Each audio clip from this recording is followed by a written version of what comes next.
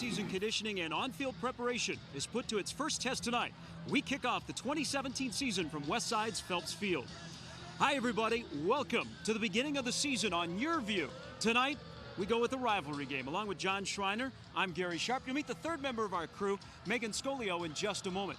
There are rivalries, John, and then there is Omaha Creighton Prep and Omaha Westside. Yeah, this is something special. To be able to start the season with this game under these circumstances, the returning players, the new faces on both sides for these two teams, man, what a way to kick it off. Speaking of new faces, Creighton Prep has a new head football coach, Tim Yonk. We'll tell you more about him in a moment. But John, it doesn't matter who the coach is at Creighton Prep when you have a defensive back like Morgan Madrigal. Well, Morgan Madrigal is a guy that Tim Yonk just couldn't say enough about. He's a big physical kid, and he's going to be important in this game. He plays the rover position, and the way Westside's going to run their offense this year, that secondary for Prep is going to be huge tonight. Morgan Madrigal makes all the calls on the back end. He's going to have to keep track of those weapons on the outside and keep an eye on Dylan Plotz. Westside last year was young. They're young again this year, but where they're not young is with one of the best pitch and catch combos in the entire state of Nebraska.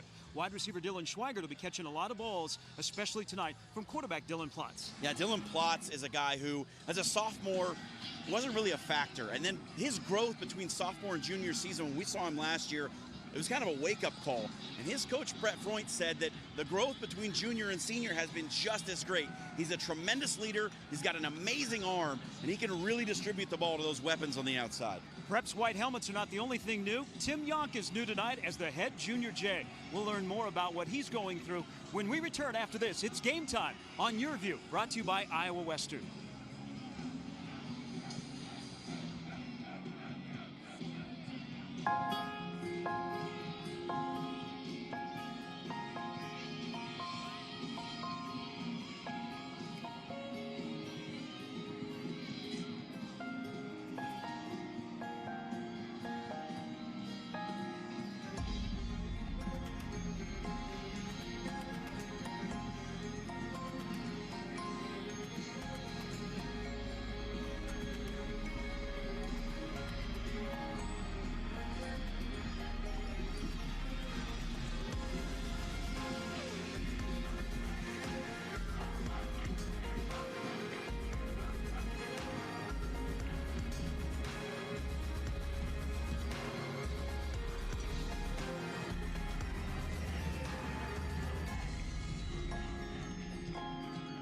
Schedule your campus visit today. Iowa Western. The world is waiting.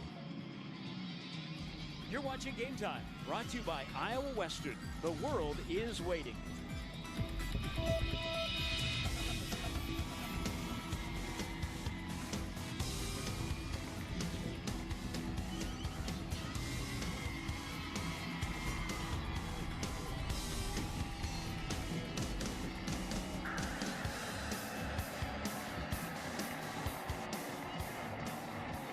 Rivalry night to kick off the 2017 season. Welcome back to Westside's Phelps Field.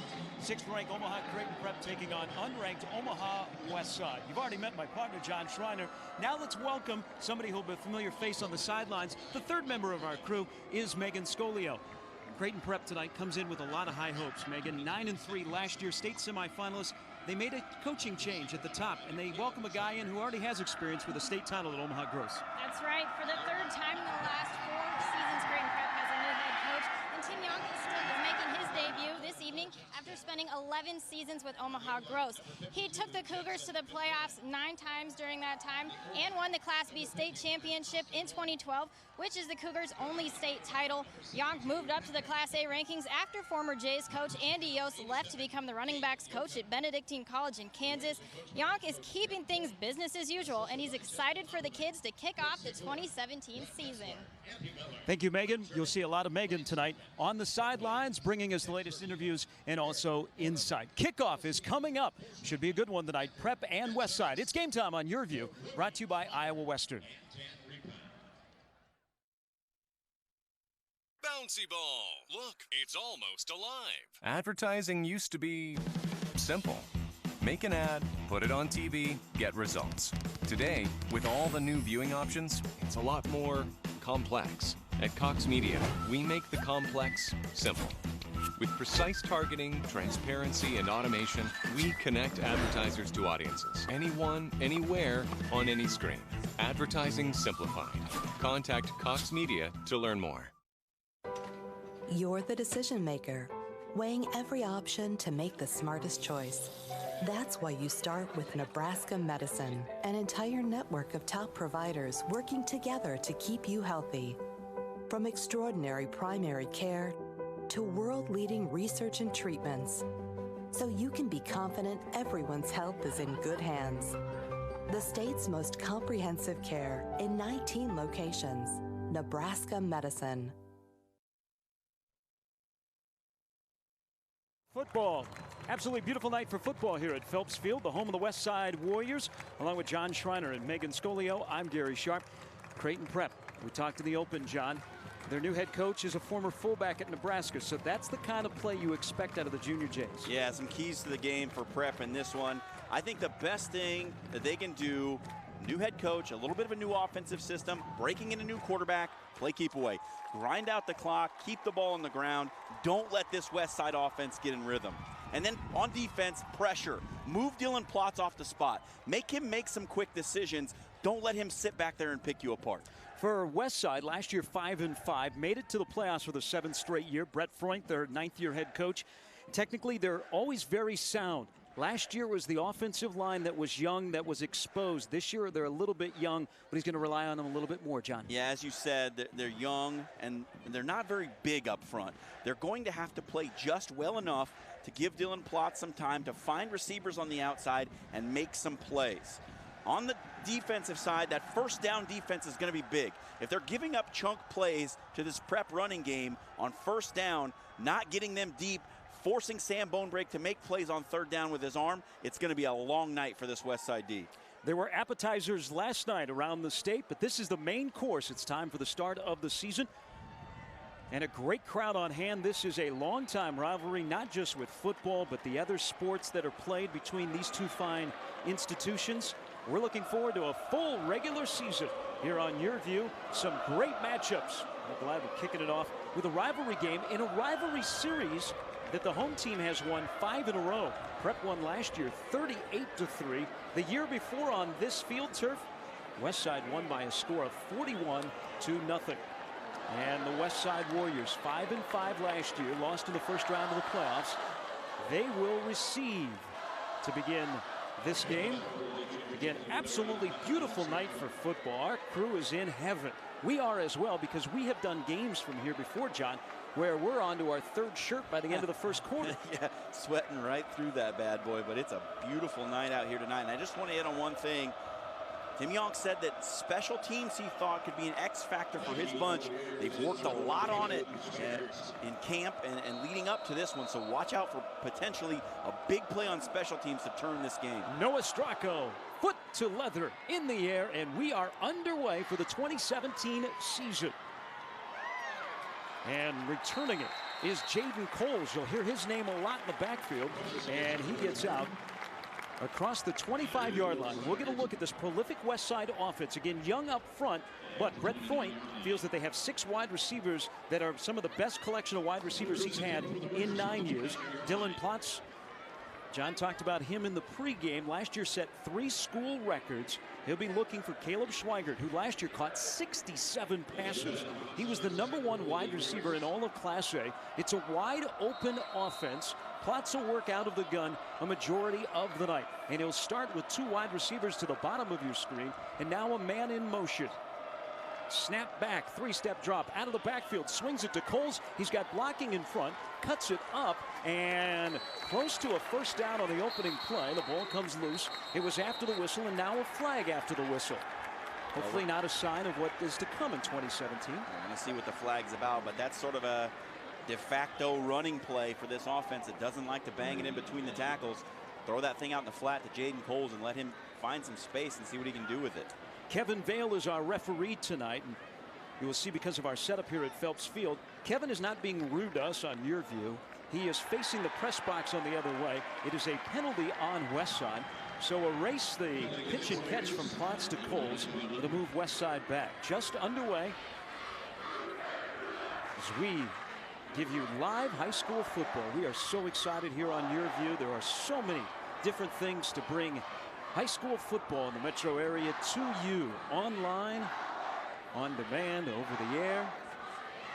Going to get a good look at Dylan Potts, 6'2", 200 pounds. He's a senior. Such a heady quarterback.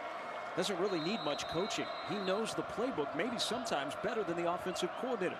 Quick drop and a quick slant and the catch and off to the races. Cale Wiedemann is out across midfield for a big game for the Westside Warriors. And there's that 5-wide set that Brett Freund had talked about. Perhaps they would come out and show it early.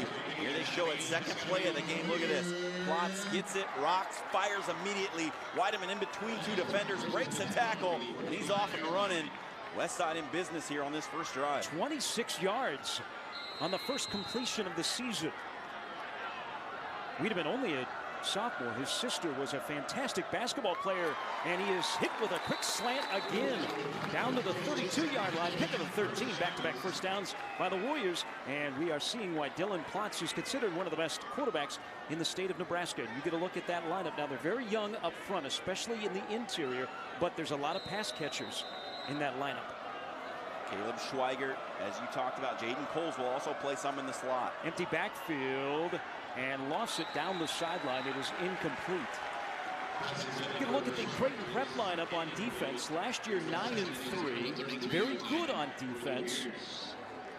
7 of the regular season games, 5 of those games, they held the opposition below 12 points. John highlighted the free safety, number 21, Morgan Madrigal. There's a lot of speed in there, as there is a lot of size. Drew Dunham, Tom Searle. Second down and 10. Snap back to Potts, and he's under pressure. Gets out of pressure, but he's going to go down. He is sacked as Jack Haas, the junior defensive tackle, was among many chasing after Potts. An unblocked empty backfield, and Potts running for his life. Again, that was an issue last year with an offensive line that struggled at times, especially in this game to open the 2016 season when Prep won 38-3. Now third down and 14 and into the neutral zone. That's going to be a penalty on Creighton Prep as Michael Sunclaves jumped ahead of the gun as Potts with a hard count. Now set up a third and a little bit more manageable. They've got to gain the 23-yard line. Just underway, first possession of the game. After 2 big completions from Potts to Wiedemann, this is a key third down. Potts stares at the sidelines, gets the play, drop back, fires into the near side, and it is deflected off the wide receiver. He may have lost it in the sun. Dylan Brueggemann could not locate it, off the shoulder pad, incomplete, and it'll bring up a 4th down. And the first interesting decision by Brett Freund. Does he go for it where he is in Prep territory, or does he punt it away? Well, it's tough. This is kind of one of those tweeners for a high school kicker. Do you trust him to get it there? And it doesn't look like it. It looks like Potts is staying on the field. Last year, Westside had one of the best place kickers in the entire state in soccer star, Jack Finicaro. He's graduated, so that means that Westside goes for it on 4th down and 9. The blitz is on. Potts rolls up, sets up, fires downfield. It is caught for a first down. Joseph Stegman. We thought we'd be calling Caleb Schwiegert's name. Not so much. And a big catch by the junior. Moves the sticks, keeps the drive alive for Westside, and now they go into the up-tempo offense. And Stegman's a good one, too. He can get up and make the play, as you saw right there. Ball a little bit high. Stegman goes up and gets it. Hand off to Coles, cutting it back inside of the 15-yard line before he's banged down to the field turf by Stephen Kwachek. You get the feeling that this is going to be most of the running game for Westside. They're going to use it just kind of as a change of pace, maybe catch this Prep defense napping a little bit after they've been throwing the ball all over the yard, and Coles almost popped one right there. 5 returnees on this offense. Coles sitting in the sidecar to Potts. Second down and 6, and in the red zone of the Warriors, and Potts looks towards the end zone, and it's just out of the reach of Caleb Schwiegert. Well, I have to say, Gary, for what was made about this Westside offensive line being young, inexperienced, and undersized, they've held up pretty well. Outside of the blitz that came through when Sunclade's got through and moved Plotz off the spot, they've held up surprisingly well. I mean, we'll have to see how it plays out as the game goes on and they get leaned on by this big defensive line for Prep, but so far so good. Last third down, Prep brought the house. Four-man rush here. Plotz steps up. His pass is intercepted. Picked right off of the field turf by Krawczyk, and he returns it out near midfield. And the first turnover of the game as the Warriors were driving. I think it's the Sam linebacker, Nathaniel Wells, who came up with that pick. He just put it outside, and it looked like there was some miscommunication between Coles and Plotz. Plotz was looking for an out-breaking route. Coles kind of sat down inside. Wells was right there to pick it off. Nathaniel Wells, senior defensive back. The back four for Prep. Tim Yonk really likes their development. And now a brand new quarterback for Creighton Prep, and they throw the ball incomplete. Sam Bonebrake making his debut, junior signal caller, in a heated battle in the fall. Won the job amongst three competitors, and they have to replace one of the most prolific passers in Class A the last couple of years, A.J. Hubner, who threw for over 3,200 yards last year. Second down and 10. Westside turned it over on the Wells interception. This is Prep's second snap of the 2017 season in the Tim Yonk era. And the handoff to the running back, Burtz. He put on 20 pounds, moved to running back, and they are very excited about him because he'll run behind a big offensive line. The three interior players, John, from left to right, guard, center guard, are juniors. Yeah, that's a good sign for Tim Yonk, a young core of this offensive line. We thought that Prep would come out with a fullback mentality and just run it straight ahead. Yeah, Tim Yonk played it kind of close to the vest leading into this game. Third down and 6. Just underway, first quarter. Bonebrake's pass is deflected.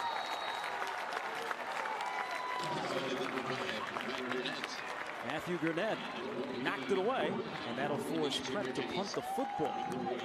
It's Gurnett, the middle linebacker. Alex Nielsen is one we will mention a lot tonight, along with Tyson Guzman, 6'3" cornerback. So the first punt of the night for Creighton Prep. Last year, Westside 5-5. Lost in the opening round of the playoffs. Creighton Prep made it to the semifinals before falling to the Class A champion, Bellevue West. Stracco with the punt high in the air. It will bounce at the 33. Fortuitous bounce for Westside, and it's down at the 43-yard line.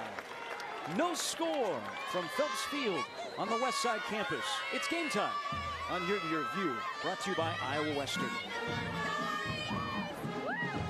Okay, it's decision time. I want to experience a 4-year college in 2 years. I want to live on campus, but get to my career faster. I want to get started now.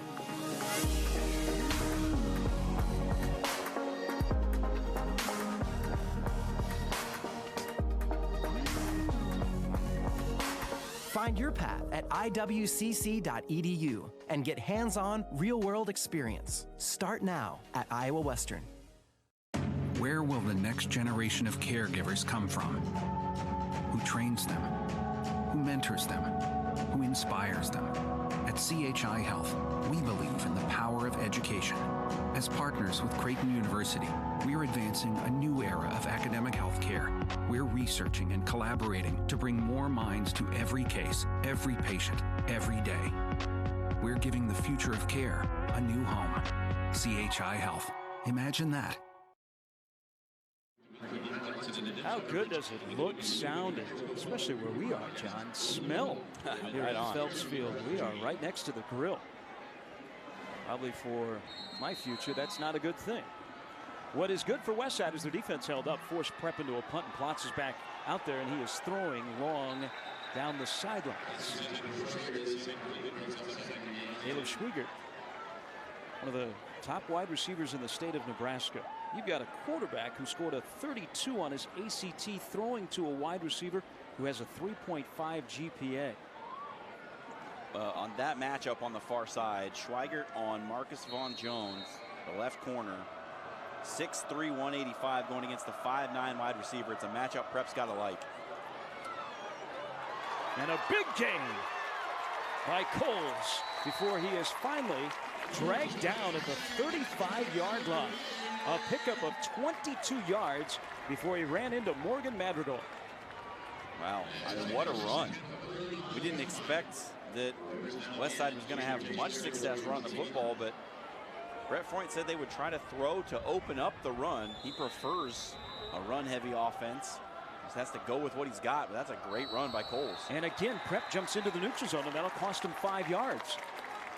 Second penalty that has been called against the Junior Jays, and that'll lead the football to the 30-yard line. Coles, both a wide receiver and a running back last year when they navigated their way through some youth and some injuries. Explosive running back, a senior. Good complement to the pitch and catch combo of the Warriors. Plots, three-step drop, looks downfield, now under pressure and has to throw it into the ground because Austin Kurzman had him in his paws. Kurzman got there eventually, but you have to look, and this line is holding up really well. Great blocking up front. Plots just has to get rid of the ball a little bit sooner. Prep has a lot of size and depth to begin with. And then Tim Yonk brought his strength and conditioning program from Omaha Gross, and they got a little bit bigger in the offseason. More devotion to the weight room out of season. Here's Coles on the inside handoff, and he is going nowhere. He is pinned in by a host of Junior Jays, and another third down and long situation for the Warriors. Yeah, Sunclades was right there, read it all the way, as did many of his defensive teammates. It's just a wall of white shirts is all that Jaden Coles could see as soon as he took that handoff. It's third down and 7. Lone back in the backfield. Two wide receivers to the top of your screen. Schwiegert to the bottom of your screen. Plotz looks over the defense. It's a four-man front. Here they come. Plotz steps up into the pocket, fires across the middle, and it is knocked away. Marcus Vaughn Jones reached in and knocked the football out of the hands of Dylan Brueggemann, and it will force another fourth down for Westside. Yeah, Vaughn Jones has provided some good coverage out there here in this first quarter. You see right there, just gets that left arm across the body of the receiver. Unable to make the catch. Brueggemann, good play by Marcus Vaughn Jones. Fourth down and 7 for the second straight time. Westside elects not to punt. Plots threw an interception last time, and again sneaking into the neutral zone, Stephen Crotcher. But they're going to say that he was drawn in, so this time it's a 5-yard walk-off against the hometown team, and it'll be fourth and a long way, and this will force Brett Freund. He says, well, just punt this football away. This is too long for our offense. And his special teams will trot out onto the field. No score. Nearly halfway through the first quarter of the season. And now Westside having all kinds of trouble getting the right personnel on the field. Some are on, some have to scramble off.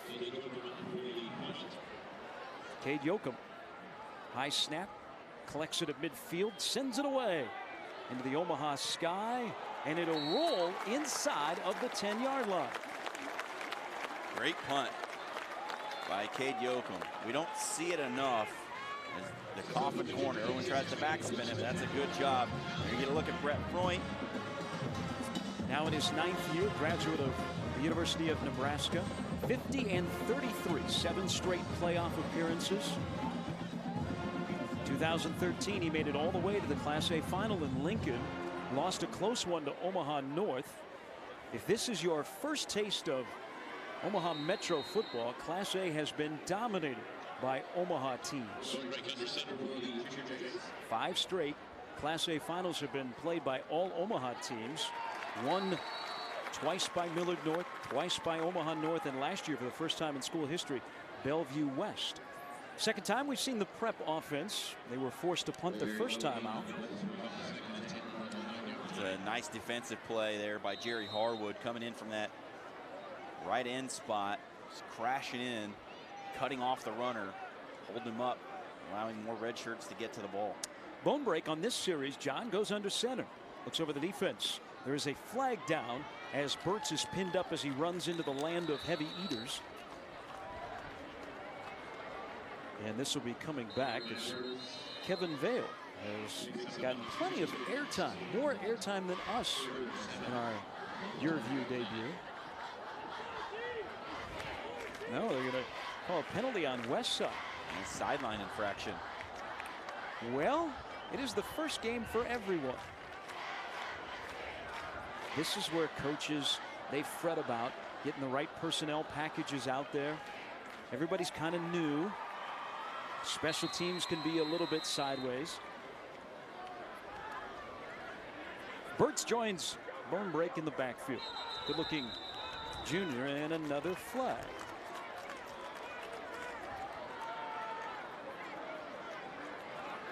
The only preseason you have in high school football, everybody's been together for about 3 weeks now, is usually last Friday. Most schools have a inter-squad scrimmage. Open it up to friends and family. So there is no preseason game before you start your season like some states have.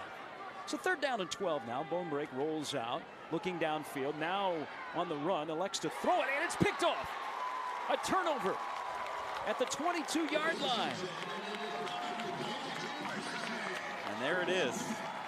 A mistake deep in your own end by your first-time starting quarterback. It's what Tim Yonk definitely didn't want. Talking to him leading up to this one, he said that they didn't want to try and put too much on Bone Break's shoulders. They were going to try and keep the ball on the ground, and down and distance just dictates some of that.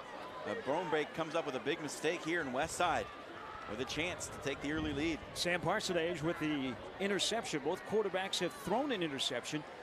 This one gives Westside fantastic field position in a scoreless game. Nearly halfway through the first quarter on an absolutely beautiful night for football, and another offside penalty will be whistled against Creighton Prep. Those brand new white helmets. They've never worn white helmets in the history of Creighton Prep football. Usually it's been blue, but they are wearing white helmets. We will talk more about the helmets that are being worn around the Omaha Metro this year for safety purposes. Another offside call, and moves the ball to the 15-yard line. Handoff Coles, blocker in front, cuts it to the outside, now back inside to the end zone, touchdown. Jaden Coles from 15 yards out. The great block on the perimeter that set that up. Coles faked to the inside and went back to the outside. Wide receiver out here on the near side does a great job of holding up just long enough. We'll take another look. He makes one cut right here to get to the outside, and then bang, right there. The big block on the corner springs him. And it's Jackson Bartling who gets victimized on the edge. Jaden Coles for the score. Dylan Brueggemann sealed that edge and allowed Coles to walk it in from 15 yards out. So they take the Bone Break interception, turn it into points, and they turn it into 7 on the PAT. As Jack Bush puts it through the pillars, and Westside scratches the scorecard first. 7-0 on Jaden Coles' touchdown run. Last year he was in the end zone 4 times. He's in the end zone in the first quarter of the first game of the season. In our inaugural high school football recruiting weekly podcast, Over the Middle, host Jeremy Crabtree catches up with ESPN senior writer Mitch Sherman as they discuss the impact of college football's first ever early signing periods coming up in December. YurView's Arizona's man behind the mic, Chris Harris, will also break down the high school football talent explosion in the Grand Canyon State, especially at the quarterback position. Plus, we'll hit on some SEC recruiting conversation. All that and more on this week's episode of Over the Middle. Check it out online at YurView.com. Great content up on YurView.com, not only surrounding the game that you are watching tonight. John did a sit down with Creighton Prep's new head coach, Tim Yonk, but around our entire YurView family. So excited that high school football is back in the way that we are presenting it for you. A lot of states got started last week. This is our kickoff to 9 weeks of live regular season football. Game time here on YurView, brought to you by Iowa Western. Couldn't do it without them. Iowa Western, our title sponsor. Big shout out to them for providing us with the means to be able to do it. A school over in Council Bluffs that offers more than 100 programs of study. Westside with a 7-0 lead. Here's the kickoff. And return, but not for very much.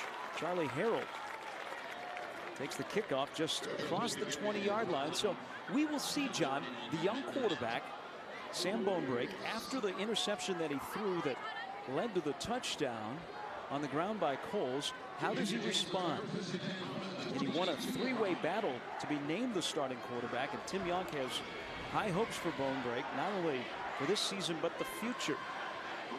Well, Bonebrake's been forced to throw it some because the inside run hasn't worked. That Westside defense has looked pretty stout up the middle, and it's forced him into some passing situations. We'll see if they can get it going on the ground here. Hand off to Burtz, and he's got a big lane right up the middle, and he tumbles down for a pickup of 13 yards.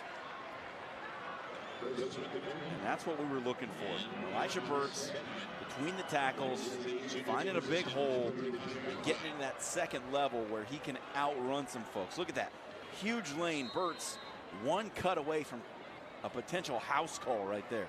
He was moved to running back. Last year he was honorable mention All-State as a defensive back. He's still playing defensive back, but he'll make the noise this year at the running back position. And the big burly fullback Luke Sims pounds his way for 5 yards. He's a guy that you can hear running the football. Yeah, how many guys at any level can play fullback and nose tackle? Well, Luke Sims is doing it here tonight. He's 6'1", 240 pounds, a junior. He checks his wristband. Let's see if Luke gets another call. Boy, he is put together like a miniature Coke machine. Pick up a 5. 7-0 Westside with the lead. Toss to Burtz, running to the near side.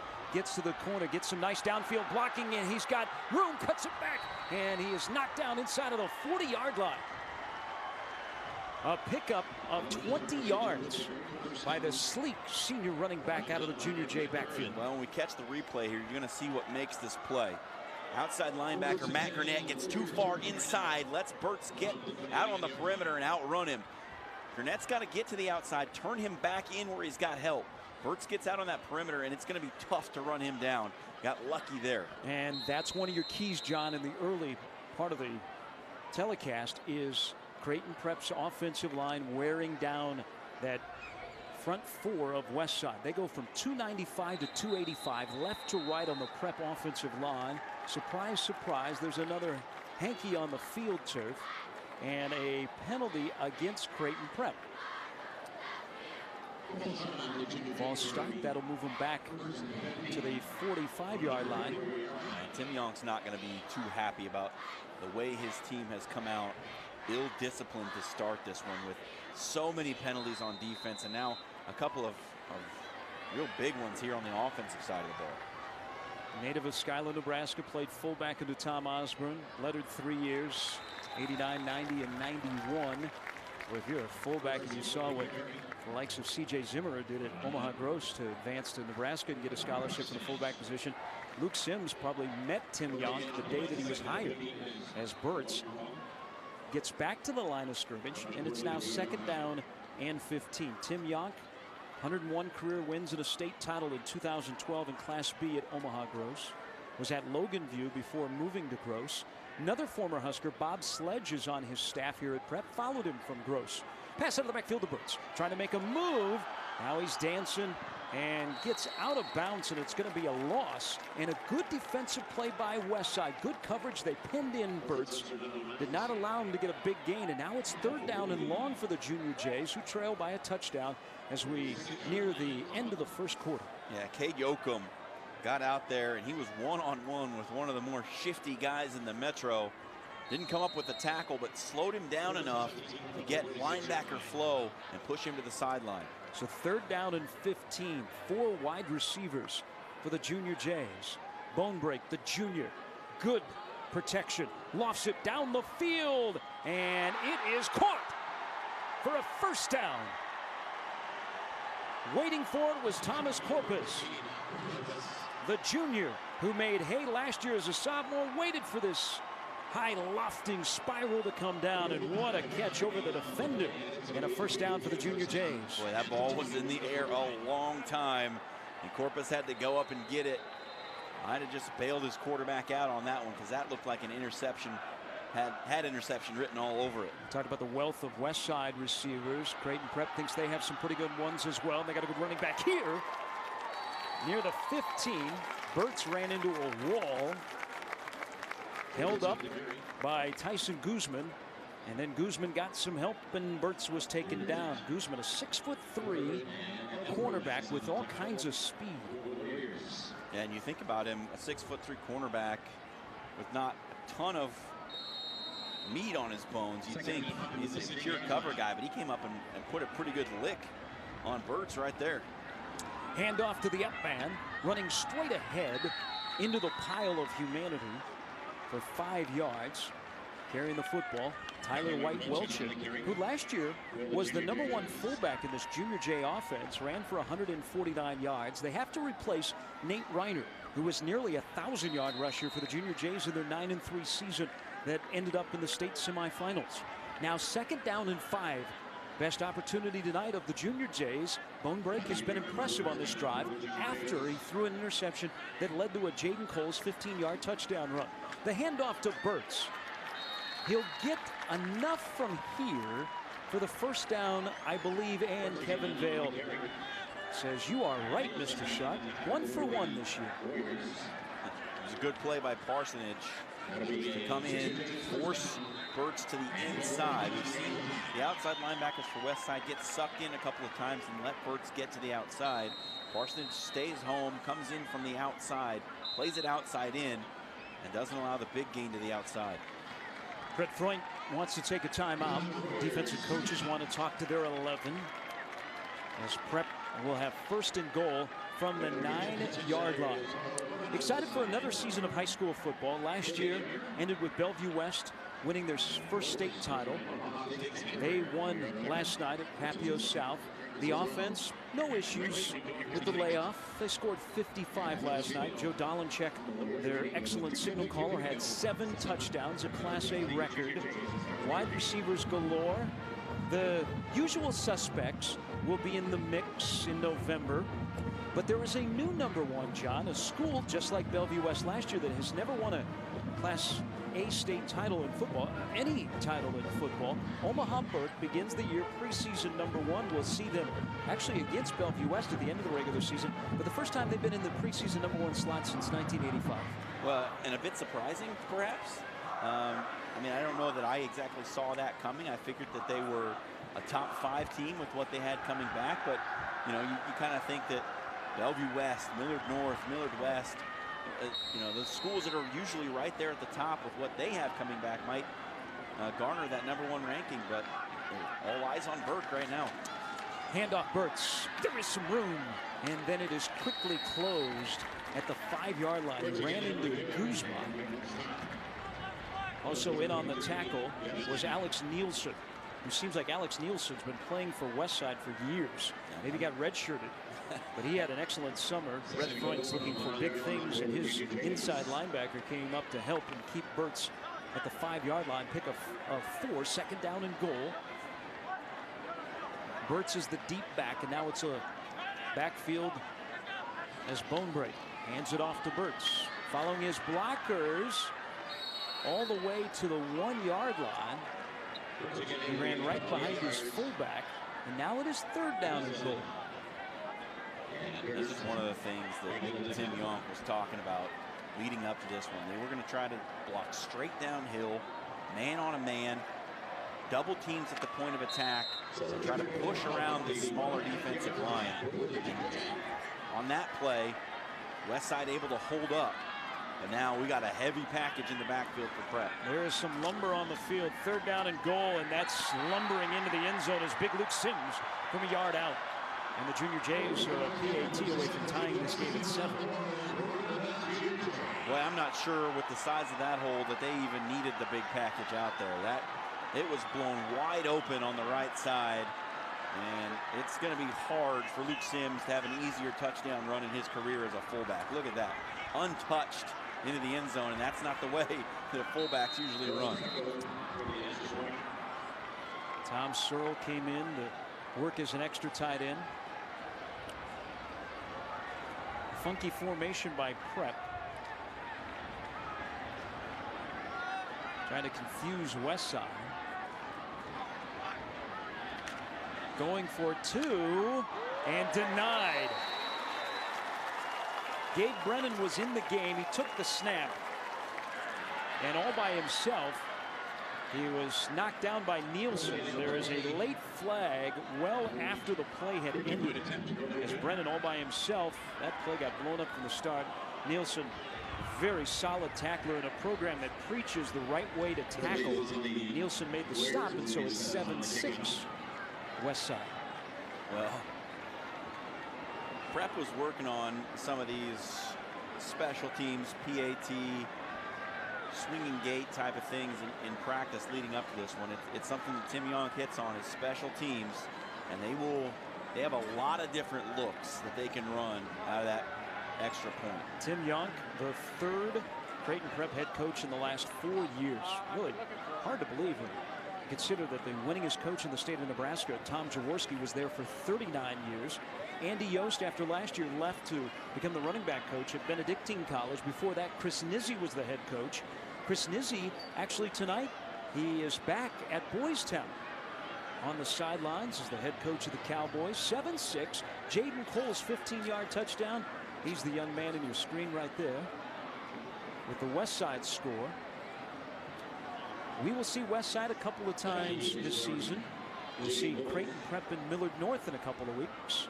Next week, we will have Millard North and Millard West in week number 2 of the high school football season here in the state of Nebraska.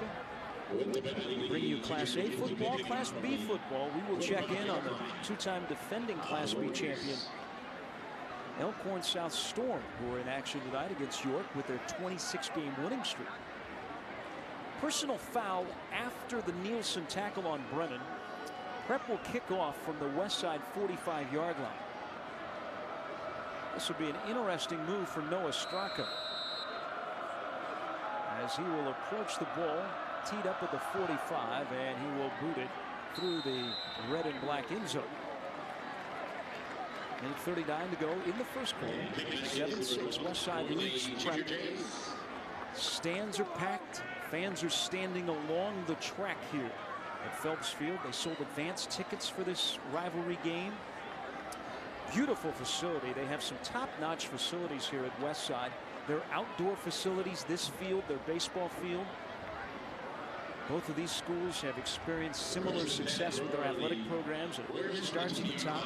Tom Kirkman, the athletic director for Omaha Westside, and Dan Schinzel, the athletic director for Creighton Prep. Boy, what a run it was in the spring for Creighton Prep. What a run here for Coles. He's knifed down across the 30 and a first down. And Jaden Coles, the #1 back this year, taking over for Henry Flott, who's having a big first quarter for the Warriors. This running game looks good, hasn't it? Just a one cut, gets upfield, finds a little bit of a seam. Nobody home on the back end for Creighton Prep, and it's a big gainer for Coles.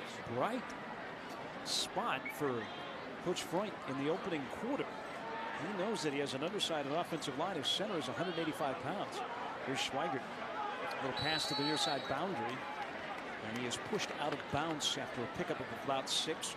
Last year, Plotz found Schwiegert 67 times. And in this game last year, Plotz threw for 214 yards. 117 of them went to the 5'9" senior. A minute to go in the first quarter. But these two teams have felt each other out. The home team has won this series 5 straight years. Our back judge took a little bit of a tumble, had to be helped up by one of those Prep linebackers. Plotz knows the offense pretty well. Hand off to Coles, drags a defender across the 40-yard line, and it'll be close enough for a first down, I believe. Kevin Vale checking the sideline, looking at the sticks, trying to do the measurement in his head, and now he'll call for a measurement. Just watching so far, Gary, especially on run blocking plays, left tackle Kate Haberman for Westside. He's a freshman. He's 6'3", 230 pounds. And Brett Freund said as far as he knew, since he had been at Westside, only 4 freshmen had ever played varsity football. Kate Haberman starts at left tackle as a freshman. And I'll tell you, a lot of the success that Jaden Coles has had on the ground, they've been coming right at Kate Haberman, and he's been doing a fantastic job so far. He's 6'3", 230 pounds, John. We are kind of in an interesting season in the Metro. There is some fantastic senior talent. There is some really, really good, regardless of program, junior, sophomore, and freshman talent that is getting the opportunity to play. There are so many good youth programs in this community that players are more ready-made when they enter the high school level. First down for Westside. Stretch play, and Coles is surrounded by junior Jays. Austin Kurzman, Morgan Madrigal, among others that were in there in the white-clad junior Jays. Those brand new helmets that were donated. They're high-tech helmets. Sensors are inside of them to monitor how hard a hit players take. They purchased 200 football helmets for Prep. There are many of those same type of high-tech helmets around the Metro this year for safety. 1 quarter in the books of the rivalry game. Westside 7, Prep 6. It's game time on YurView, brought to you by Iowa Western. Cox Business, because in the healthcare arena, it is imperative that we have transfer of data that is reliable, flexible, and fast. On average, Charles Drew Health Center has about 33,000 phone calls a month. With IP-Centrics, the system was very intuitive, and it allowed us to be reactionary to the needs of our patients. Cox Business Solutions has allowed us to be more efficient and effective in meeting the needs of the greater Omaha community. Cox Business is a great partner. Woodhouse Chevy Buick. Find new roads. Climb into a 2017 Chevy 1500 Double Cab LT for just $299 a month. Or hit the trails and lease a 2017 Chevy 1500 Crew Cab LT All-Star Edition for $389 a month. Drive away in a 2017 Buick Enclave for only $35,685. That's $10,000 off MSRP. Experience the difference. Purchase with confidence. This is Woodhouse Chevy Buick. When kids have internet access at home, they're more successful in the classroom.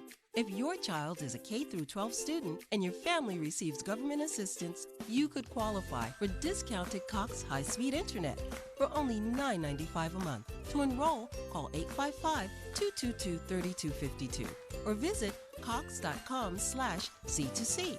And while you're there, check out the Cox Digital Academy for educational tools and web tips for the whole family. Along with John Schreiner, I'm Gary Sharp, the third member of our crew tonight. Megan Scolio is down on the field. We'll check in with Megan here in a little bit. At halftime, we'll learn more about the success of the classroom of Westside High School. Underway, quarter number 2, 7-6. Westside leading Creighton Prep. The kickoff to the season, he couldn't ask for better weather. And another offside by Creighton Prep. We're running out of fingers to count how many times in the first 12 minutes of this game that Prep has been caught offside. It cost him 5 yards.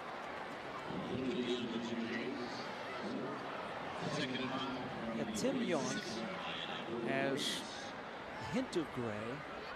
He may lose some of that gray tonight as he marches up and down the sideline across the ways. Kevin Vale is talking to his crew.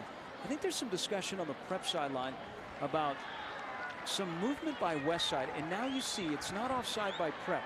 There was a flinch on the offensive line by Westside that drew Prep into the neutral zone, and that is something that the Prep side immediately pointed out, and Kevin Vale talked to his crew, and they made the call. So instead of 5 that way, we go 5 that way. Second down and 15 for Dylan Plotz. 5 wide receiver set.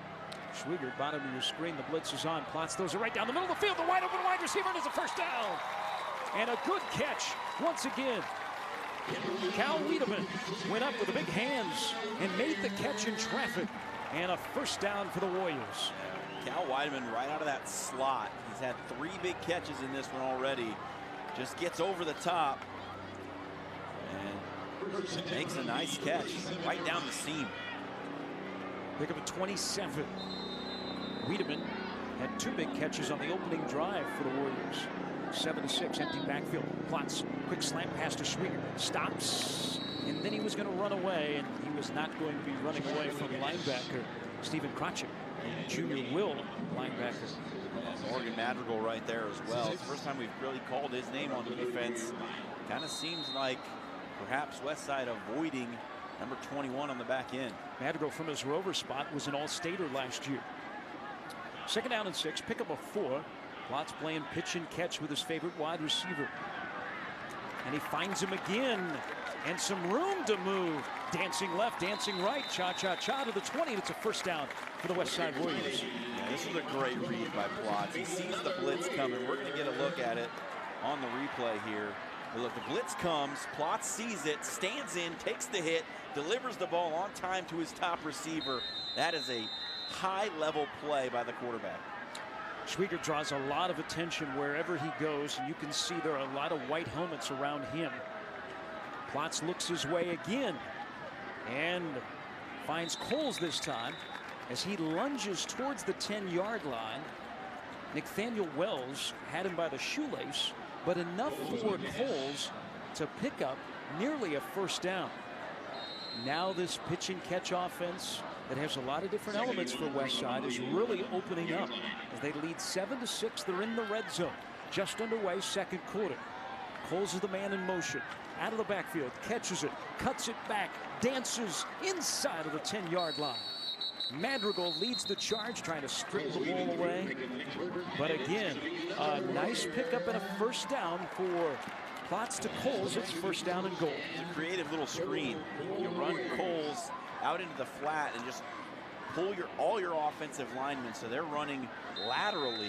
You catch that flowing defense, they never see it coming, and Coles able to cut underneath it. Wide open is Westside. 5 wide receivers as they'll snap the ball from the 6-yard line. Plots across the middle into the end zone, and a touchdown. Wiedemann, those long arms. You put it in his hands, he's not going to drop it, and he catches it from 6 yards out. How about that? Cal Wiedemann. Nathaniel Wells just can't get in front of him. He's got to stay across the body there and try and cut that underneath route off. Wiedemann with a strong move to the inside and then good hands to pluck that thing out of the air. Plots 18 touchdowns last year, the first of the year.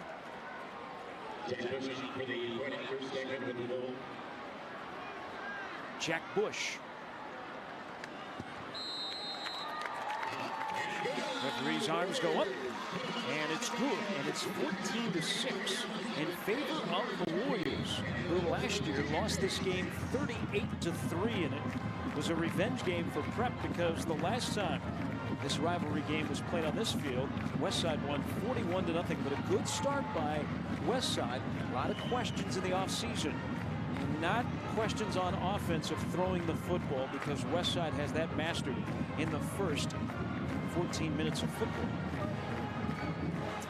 Look at the Westside student section.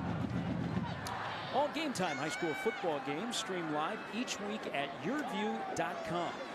Also, check back throughout the week for game highlights and additional coverage, including the new weekly high school football recruiting podcast, Over the Middle, with host Jeremy Crabtree. Well, you might as well just go ahead and bookmark YurView.com right now. All the coverage you want of our coverage will be right there in YurView.com. Jeremy Crabtree, one of the best in the business when it comes to recruiting. Good start for the Westside Warriors on that drive. Culminated by a Plots to Wiedemann 6-yard touchdown pass. And maybe a little bit of a surprise here. Prep preseason number 6. Down by a score and a 2-point conversion. They failed on their 2-point conversion after Luke Sims rumbled into the end zone. As you get a look at Charlie Harold, he is back deep for the Junior Jays. Peter Nova will kick off. High end over end kick. Comes down at the 5-yard line. Returnable for the Junior Jays. Jackson Bartling still dancing around, now reverses field, and he's got a blocker in front of him. And from behind, he is brought down. Bartling with a good job, was bottled up on the near side. Couldn't get away from Grant Taggy. But a good return, kind of what the good old doctor ordered. As Prep will start for the 44-yard line. That's just great awareness to keep himself alive and then cut it back. Gives Prep some good field position. And Gary, after we had 4 straight possessions between the two teams with no scores, we've now had 3 straight touchdown drives in a row. So the scoring has really begun here. See if Prep can answer. Play action. Bone breaks pass just out of the reach of Luke Sims. Creighton Prep, one of the most celebrated programs in the state of Nebraska. 9 state titles. Last time they won a state title was 2004. They've been to the playoffs 22 straight years, 38 times in the history of the school. That is all time first in the state of Nebraska. Toss to Burtz, running with big tight ends blocking in front of him, and now he's got room down the near side, cuts back once again, and after a pickup of 31 yards, the Junior J sideline makes some noise. Well, we kind of thought that the inside run game would be the big deal, but Burtz to the outside has been the big play for the Junior Jays, and here's another one. Burtz just shoving guys away along the sideline. Big gainer, Prep in business. Sims, Armstead, Ryan Benna, the big junior left guard, all downfield, opening up a lane for Elijah Burtz. And here's Burtz again. Additional 20 pounds in the offseason. Crashes into Cameron Keller for 2 yards.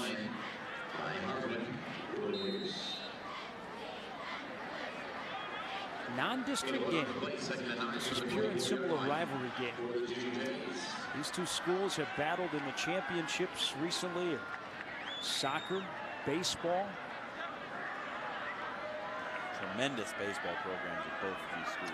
Creighton Prep has won back-to-back spring state titles. Drew Dunham, who wide receiver defensive back, just got done with the American Legion World Series where Creighton Prep played, finished runner-up. And Burtz is swallowed up. That play was going nowhere from the start. Well done, Sam Parsonage. He's in the backfield at about the same time the handoff gets there. And look at that. The run blitz worked to perfection. Huge loss. Big tackle for Parsonage.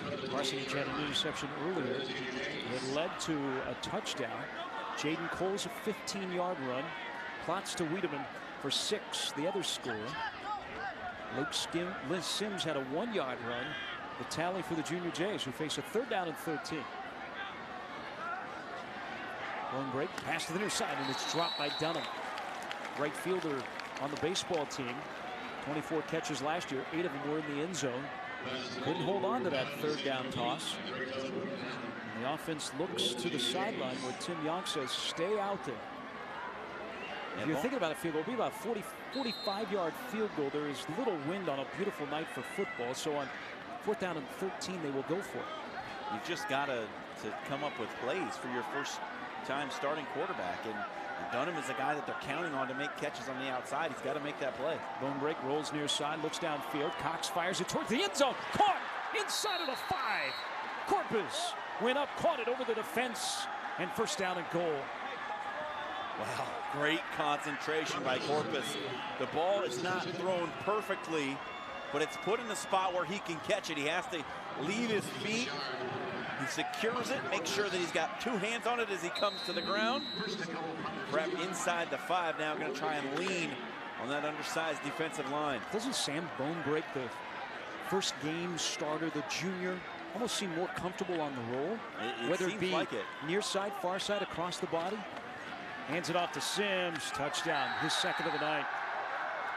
He had a wide open hole. He ran over the left side where Will Krenzer and Ryan Bennett had cleared out the company. They had opened up the door. And Sims with the touchdown. One from a yard, this from 2. And Creighton Prep this time will line up for the PATs. You get a look at the Sims touchdown. Also a good block by the tight end, Grant Mathis, to hold up a Warrior.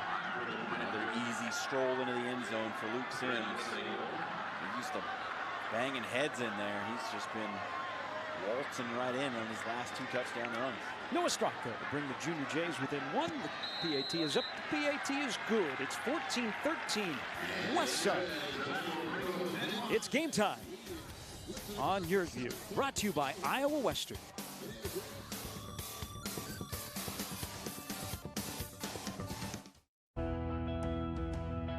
At DiVentures, we want to create a full-service customer experience. Cox Business, as our technology partner, does exactly that. The team at Cox Business came in, took a look at our business, and recommended top-notch solutions. With IP-Centrics, we have a managed, scalable solution to meet all of our customer needs. We get hundreds of phone calls a day, thousands over the course of a week. Because we have Cox Business, we can focus on what we love to do, being on the water and in the water. Where will the next generation of caregivers come from? Who trains them? Who mentors them? Who inspires them? At CHI Health, we believe in the power of education. As partners with Creighton University, we are advancing a new era of academic health care. We're researching and collaborating to bring more minds to every case, every patient, every day. We're giving the future of care a new home. CHI Health. Imagine that.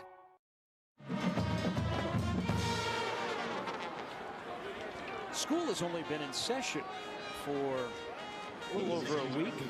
That doesn't stop the spirit between these 2 schools. Westside and Prep, the rivalry goes way back. We've seen some hijinks in the past. We did not hear of anything this year between the 2 student bodies. Maybe some of the alums who share a lot of offices together. Right. This is a kind of day around some places in Omaha where doctors and lawyers don't talk to each other because they went to the respective schools. And as the kids say these days, there's a lot of throwing of shade on Twitter. Sure, that's not. Is that clapback? Are we behind the times? I think you clap back when somebody throws shade. I think that's how it happens. Stracco's short kickoff is going to bounce out of bounds. That'll be a flag on Prep. 14-13.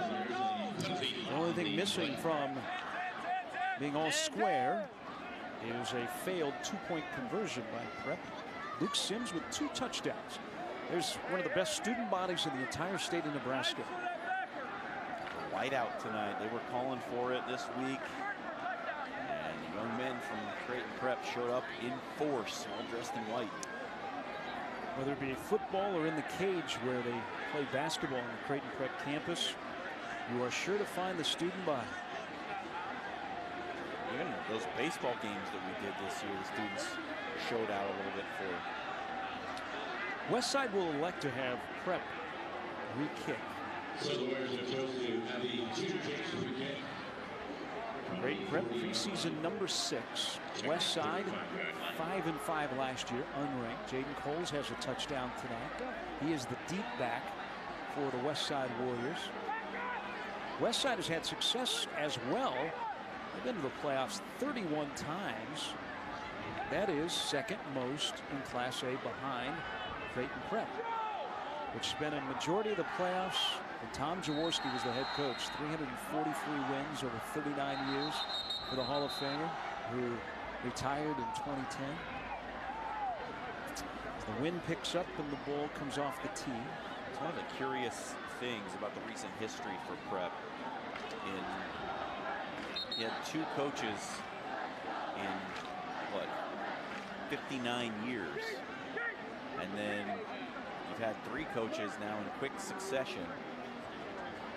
One of the things that Tim Yonk told me was he was planning on sticking around. He really wants to restore that stability and be the long-term solution here for Prep. And was liked from day one by his players. That's not easy. And some of these players have had multiple head coaches. Coles chases down the Stracco kickoff inside of the 5, and now he's got to find room. He's got to get out of the way of the flag on the field, and he's lassoed down just across the 20. Yeah, this would be a penalty on Westside. The cut by Jaden Coles is good, but what it does is it puts a player in a position to make a block in the back right there.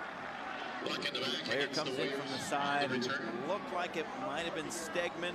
Couldn't quite get a read on the number, but I think it was 12. And Coles cuts to the outside, and the Prep player shows his back to the blocker. Result is a big penalty now for the Warriors. Coming up at halftime, we'll talk to the two head coaches. Also, you'll hear from the Westside Band, the award-winning Westside Marching Band. Also, we'll learn more about what is going on in District 66, where Westside High School is located. It's the Westside Community School District. We'll have stats and highlights. Good to see Joe Ziski, favorite stat man, back with us for another season of football here on YurView. Pass out of the backfield, and there's absolutely no running room, and a dangerous spot right now for Westside, as making the tackle is big Trendell Dawkins. He's 290 pounds, and he's only a junior. Yeah, that was a good play by Dawkins. It's that flare screen again, where they're trying to get Coles on the edge, and they can cut underneath that line, moving toward the sideline. Dawkins had it read, snapped through there, and made a good play. Tim Young said his team is lifting weights more than they have for some of these players in 3-4 years. Pass completed by Plotz to Schwiegert, and a good game. Gets him out of harm's way and gets him enough for a first down, and Schwiegert down on the field. Boy, he's here in the business. Nathaniel Wells was standing over him, Jackson Bartling as well, but when Plotz gets in trouble, he looks for his favorite wide receiver. Good play. Plotz has shown off the arm strength, and you saw it right there. Really flashed the arm. Get that out to the sidelines in a hurry. It's a dangerous throw. He's sitting back there for a second. Coverage is set. He delivered a strike. That was enough for a first down. Same connection.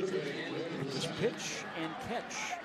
And that's a quick pickup of 8 yards. And there you saw it again. Another rifled ball out to the sideline. Good reason why Harvard taking a look at Dylan Plotz. You mentioned his ACT score earlier. I'm sure they're liking the arm strength as well. I know Vince Lombardi, but it seems like Schwiegert is always open. Plotz scrambles, now looks downfield, strong arm. His pass is broken up out at the 45-yard line. And that's Weideman again. He's running that crossing route. He never sees Marcus Vaughn Jones. Ball delivered right where it needs to be, but boom. Vaughn Jones right up into the shoulder pads of Weideman. Pops that ball loose. Very rarely have we seen the handoff run game for Westside. We'll see here on 3rd down and 2. Ball resting at the 26-yard line.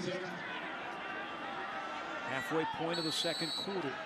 Nobody is set along the line of scrimmage. And a timeout is taken by Westside. There was confusion in the red and confusion in the white. And on a key 3rd down and short, deep in your own territory, Brett Freund elects to take a timeout. He'll talk with his veteran quarterback, who, you can't say it enough, having a guy like Dylan Plotz, who is not only smart in the classroom, but understands what this offense needs to do. His temperament is really solid. So Brett Freund will discuss 3rd down with him. All Game Time high school football games are streamed live on YurView.com. We have game highlights for you, high school recruiting news, and additional coverage. John will be talking with the coaches of our game of the week every week.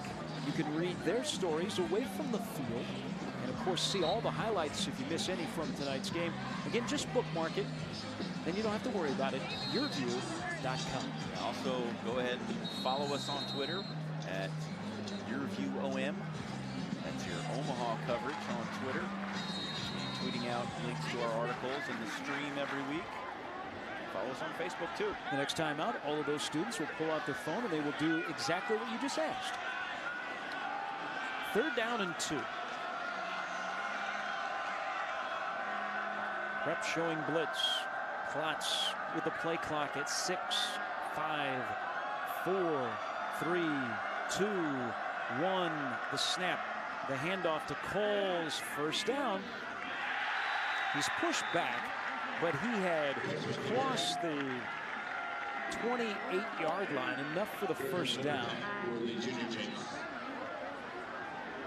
And I think we saw, as we've seen a lot here in the 1st half, John, Junior Jays have been pretty anxious. Klotz was trying to draw him offside again. Ran a nice little simple play, and Coles was able to weave his way. Looks from here to be a 1st down. But what composure by Klotz. You've talked about him a lot. The play clock's ticking down. He takes one extra little hard count to try and draw the Junior Jays off. Doesn't panic when he sees that clock winding down. Then gets set, makes a good handoff, and Coles picks up the 1st down. Set in 7-on-7 over the summer. The coaches hardly called the play. Dylan Klotz basically was the offensive coordinator and quarterback when they played 7-on-7. And by the way, they won Class A in 7-on-7. And during the summer, you drive by Phelps Field, and the lights are usually on. Somebody's playing 7-on-7 football. Rollout, and pass is knocked away. As coming in was Nathaniel Wells. Just swat the big skid out of the air. Maybe 2nd down and 10 for Westside. Now, Wells has had kind of an up-and-down game. He had that interception early, and then he got beat on that seam route by Cal Whiteman a few times, once for a touchdown, and now comes back with a big swat down here on a 1st down. Junior Jay's very veteran defense. You could find 11 players that had significant playing time last year that are in starting roles. Klotz, empty backfield, pass caught. 1st down. Joseph Stegman. There's just a plethora of wide receivers for the Warriors. All kinds of size, speed. They all have very good hands, and you're absolutely right. They run great routes. Yeah, the route is good.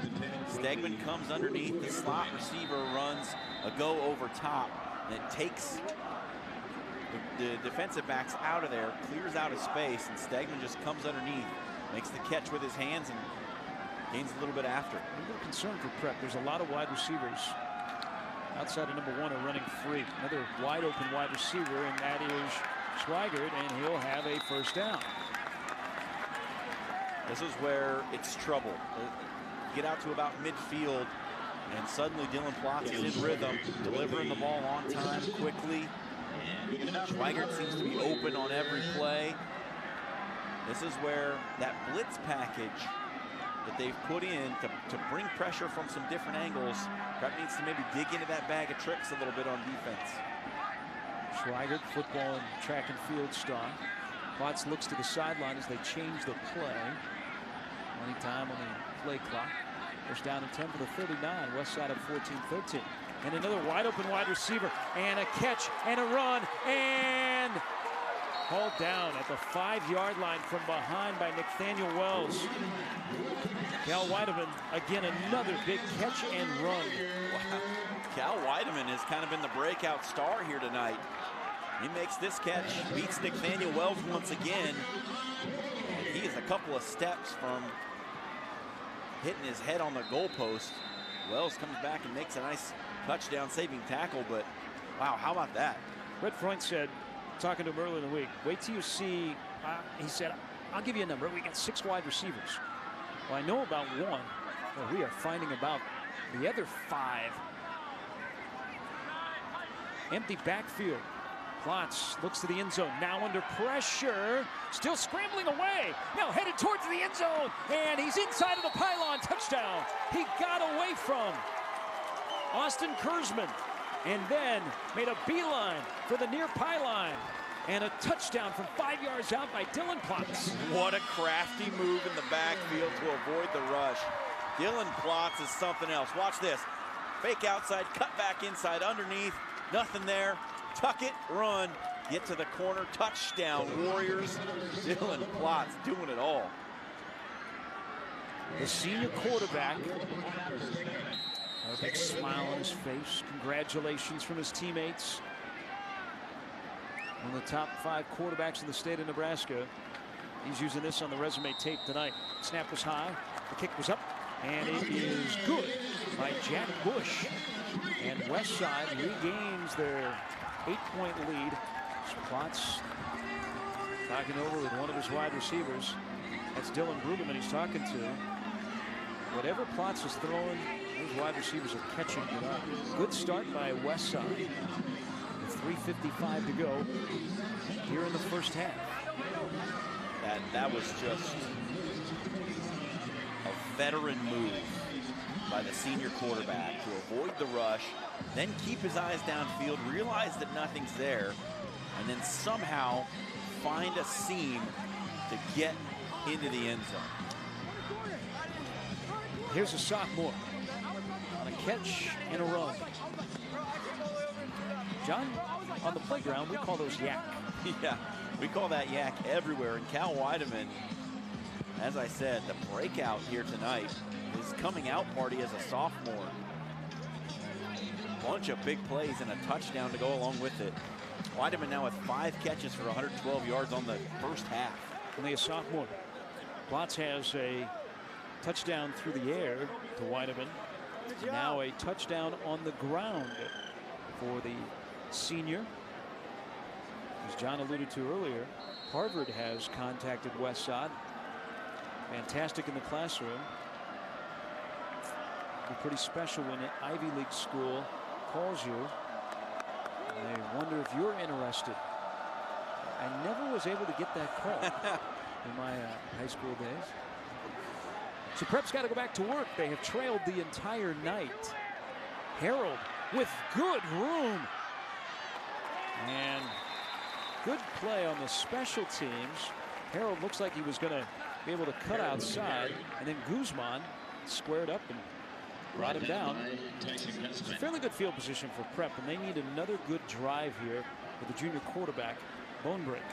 Just from what we saw over these last 4-5 possessions between the two teams, it doesn't feel like the scoring's done yet, does it? I told you before the game. So 21 points is not going to win this game. No. Remember last year there were 41 total scored. The year before there were 41 total scored, but just by one team. And usually you think early in the season defenses are a little bit ahead of offenses. It doesn't look like that's the case here tonight. Bonebrake jump pass falls harmlessly to the turf. Miscommunication. There were just the biggins were out there. It'll be second down and 10. 3:41 to go before halftime. It's Bonebrake. Gets the signal from the sidelines and checks his left wrist. Everybody checks their wrist. What happened to the days of somebody just running the play in? Now Bonebrake repositions Burtz to the right sidecar and hands it off to him. Running straight up the middle behind the center, Jack Haas, for about 5 yards. And now, John, another third down and short. We've talked about the Westside offense. Let's talk about that defense. Concerns about their size going up against this big offensive line. But Harwood, Dugan, and Alvarez, the front three, have held their own. Well, that was one of the things that Brett Thorne said, is they were kind of forced into playing this 3-4 defense. They just don't have the bodies up front.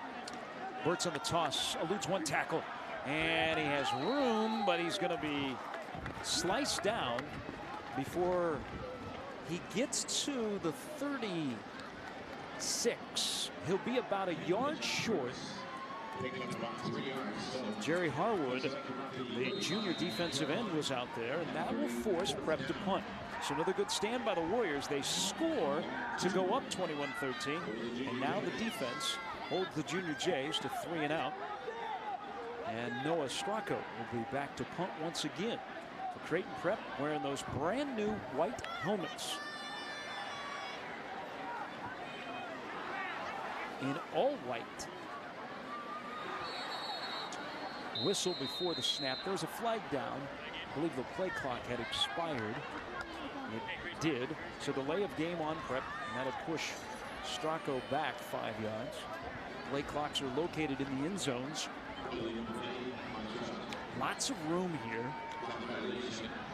And a dangerous man back there in Schwiegert. He stands back at the 30-yard line. Stracco will take the snap at his own 15. Now he'll step into it and send it away high into the air. It'll bounce, and again, a Westside Brown. And it is down out near midfield, and again, great field position for Westside.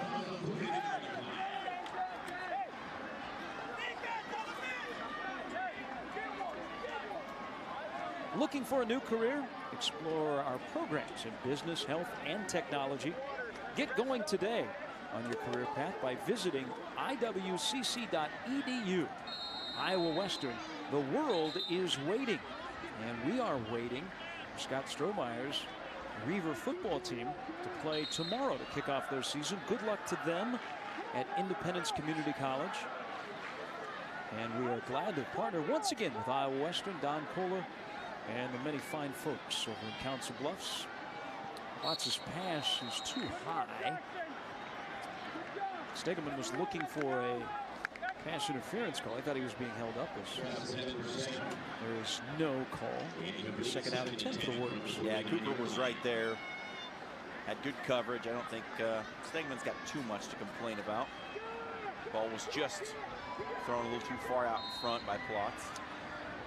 Big defensive moment here for Prep, John. Down 8. They spent a lot of time on the field here in the second quarter. Plotz with one back in the backfield and hands it off to Coles. Coles running right. Got a good seal block by Weideman, and then he is tripped up. A nice defensive play. And I think it was Krawczyk coming over from that linebacker spot that got in there and made the tackle. Prep has all 3 of their timeouts as the clock has gone under 2 minutes here in the first half. The one thing Prep can't do is let Westside score and run the clock out. Plotz looks at a 4-man front. He's got 3 wide receivers to his left, 1 single wide receiver at the bottom of your screen. Snap back, 3-step drop, steps into the pocket, throws deep down the near sideline for Schwiegert, and he cannot make the catch. It went over the shoulder of Cooper, the defensive back, but in and out of the hands of Schwiegert. And Westside will be forced to punt. Well, here's something you're not going to see too often is Caleb Schwiegert get 2 hands on a football and not come down with it. Good coverage applied out there by Marcus Vaughn Jones, but Schwiegert did have a step and is probably going to feel like he should have caught that one. In the rare times of the first half, the Westside will be forced to punt. Cade Yoakum back at his 31-yard line. And a whistle. And a flag. And a discussion. One thing we have not spoken of that we have, I think, done every year in the first game of the season. And a sideline. Warning to Creighton Prep. That one's on Prep, so both teams have been warned for the sidelines now. I can recall nearly every year we've been doing this together, John. On opening night, we talk about cramping issues. That's right. Not so tonight. Absolutely beautiful weather. Mother Nature is a high school football fan in Omaha tonight. Harold catches it inside of his 15. It's about 7 yards up to the 22. And with 1:17 to go, Sam Bonebrake will lead the Junior Jays back onto the field, down 8. Again, coming up at halftime, we have lots for you. Don't go anywhere. Stay right there. Got interviews, we've got highlights, we've got stats. You'll hear the Westside Band. Those people aren't going to go anywhere. They know that if you want to know what's going on in the game, you stick with YurView. And before we get to all that, we're going to get to Sam Bonebrake, and we'll see if Tim Yonk trusts him to run a little 2-minute drill. Got 1:17 to try and work it down the field here. Blitz is on. Bonebrake throws it to Burtz out of the backfield, and he's got a lot of green space in front of him. Here he is to the 40, to the 45, and he steps out of bounds, and that stops the clock. And a late flag on the field. Kevin Vale, our referee. I don't know, but they may get 40 Dunham for holding on the perimeter. That scenario would sum up a frustrating first half for Prep if that is the case. Again, Kevin Vale, the press box is away from our broadcast position. That's exactly what the call is. Yeah, I think you're going to see Dunham get out here on the perimeter. There he is, just entering your screen. Burtz makes the catch, and it looks like he's got a lot of room, and here's a reason. You're going to get the hold right there on Dunham. What people don't understand about John is not only John the color analyst, but he is also our official. Rules expert, amateur rules expert. That puts the ball back at the 35. Bonebreak. Quick slant, catch. Corpus lost the ball, and they're going to say that he was down after a pickup of about a yard as the clock ticks under a minute. Timeout taken by Creighton Prep. Was he down? Close. It's real close. There is no replay in high school football, but where there is replay is by our fantastic replay crew. I'm going to give the officials the benefit of the doubt on that one and say that they had a better look from that opposite side than we did on the replay, and he was indeed down by contact. Glad you covered from all angles. Great to see familiar faces on our crew back together. It was like a reunion when we all showed up here today. Usually when I go to a reunion, people provide food. Nobody didn't get the memo. It was a potluck for the YurView crew. We just get the tantalizing aromas coming from the concession stand off to our left. The thing you have to understand is, if you scratch and sniff your screen, you'll be able to smell the hamburgers that are being cooked here at Phelps Field. 2nd down and 8 at the 37-yard line. 21-13 Westside. Dylan Plotz, the quarterback for the Warriors. Senior signal caller, has a touchdown pass and a touchdown run. Bonebreak rolls to his right. He likes to roll out of the pocket. The junior fires down the field, and it is incomplete. Now, throwing the football, that pass was intended for Mason Armstead. You know a name that I'm very, very surprised we have not mentioned, because he's one of the best tight ends in the state, Grant Mathis. Yeah, I haven't heard anything from him. Last year, 46 passes for 820 yards, along with Nebraska recruit Cam Jurgens from Beatrice. Mathis is considered one of the best tight ends in the state. We have not called his name outside of a downfield block. 3rd down and 8. Pressure is on. Pass into the field turf. Yeah, great job. Great call by that Westside coaching staff to bring a little bit of heat. Bonebreak, blitz in his face, first time starting. Doesn't set his feet, tries to throw running backwards. Short arms it, throws it into the turf. And now it's going to be another punt for Prep with 49.5 seconds to go. Tip your cap to this Westside defense. When they have needed to bow up, they have. And they force another Prep punt, and Dylan Plotz in this offense is going to get the ball back. Stracco sends it away. Good punt. Best punt of the night. Fair catch by Schwiegert. And he slides at the 32. And that is where Westside will start. With Dylan Plotz in control, with 43 seconds to go, they just have one timeout, however. Well, what you want to watch for is putting Cal Weideman in the slot and running him on that seam route. They've had a lot of success with it tonight. And in a situation like this, that Prep defense may be paying an undue amount of attention to Schwiegert on the outside. Look for Weideman out of the slot to perhaps get down the seam. He's going to be covered by a linebacker again.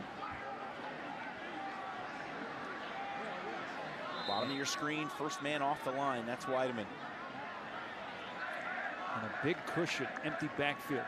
Plotz under pressure, trying to get away, not going to get away.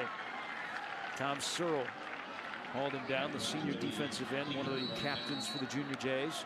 And a timeout is taken by the Warriors with 30 seconds and a 10th to go in the first half. 21-13 Westside. And Searle is a guy who, when I went to watch the Junior Jays practice and caught a little bit of their Friday night scrimmage a week ago, he's a guy who shows up. And it's a little bit surprising we haven't called his name more here tonight. But he's a guy who finds himself around the football a lot of the time. But with the quickness that Dylan Plotz has been delivering the ball tonight, hasn't had a lot of opportunity, hasn't been able to get off a block, and hasn't had to make a lot of plays in the running game, as they've mostly stayed away from him, running the other way behind Haberman, the freshman, who's been doing a great job.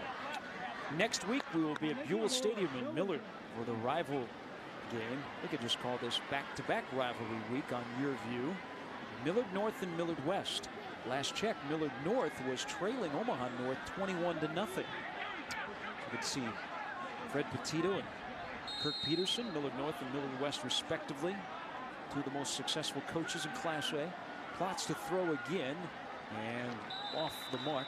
He wanted Coles out of the backfield. Had stopped the clock now, 3rd down and 12. Believe it or not, another incomplete pass, and Prep might get the football back. Didn't seem possible with 49.5 seconds left, but here we are. Standing room only at Phelps Field. What a way to start the season. Two longtime rivals, and that rivalry never leaves you. Just because you graduate. Nope. Prep Westside. All sports. Pass by Plotz out near midfield, caught by Stegman, sliding at the 45. Westside doesn't have any timeouts, so they have to hurry up. Now, the clock is stopped until they reset the ball at the 45-yard line. Now they wind the clock. Snap back to Plotz. Good time, good protection. Pass down the field, incomplete. And Stegman had run by Cooper and was open. Weideman in your picture as well, John. He had two guys in the same area, which you usually don't want to have, but they were both open. He could have thrown it to either one of them and managed to hit neither. 14.5 seconds to go. Dylan Plotz. Hands on hips. Good first half for him. He has directed this offense just like you would expect somebody that broke 3 school records passing in his junior year. Pressure is on. Plotz steps into the pocket. Fires near side. It is caught. Not enough for the first down, and the clock is going to run out as Stegman makes the catch. Don't know if Westside will have the opportunity to run off another play, and they will not. But what a first half by the Westside Warriors.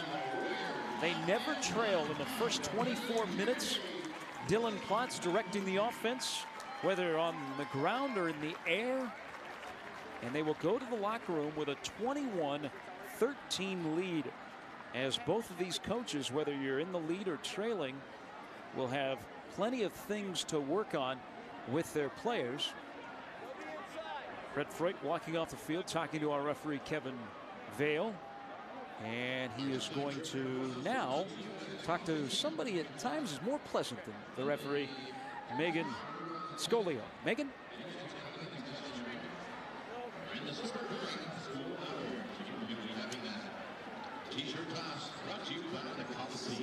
Coach, defensively, you guys, Elijah Burst had a few big plays from them. What do you guys need to do to shut them down? Well, they got a couple unbalanced plays on us, and they got us big on those, and we didn't adjust to that. So we got to make sure we recognize those overloads and get to him. He's a quick kid through the hole. We just got to get bodies to the ball. All right, thanks, Coach. Thank you. Thanks, Megan. Thanks, Coach Freund, who will go to the locker room up 21-13. You will hear later on here at halftime how efficient that Westside offense was. Coming up here at halftime, we'll hear more from Megan on the sidelines. We'll hear from the Westside band. We'll have highlights, and we'll have stats. 21-13, Westside leads Prep at halftime. It's game time on YurView from Iowa Western. Charles Drew selected Cox Business because in the healthcare arena, it is imperative that we have transfer of data that is reliable, flexible, and fast. On average, Charles Drew Health Center has about 33,000 phone calls a month. With IP-Centrics, the system was very intuitive, and it allowed us to be reactionary to the needs of our patients. Cox Business Solutions has allowed us to be more efficient and effective in meeting the needs of the greater Omaha community. Cox Business is a great partner. Okay, it's decision time. I want to take classes I need, spend less time working to pay for them. I want flexibility to transfer my credits. I want to get started now.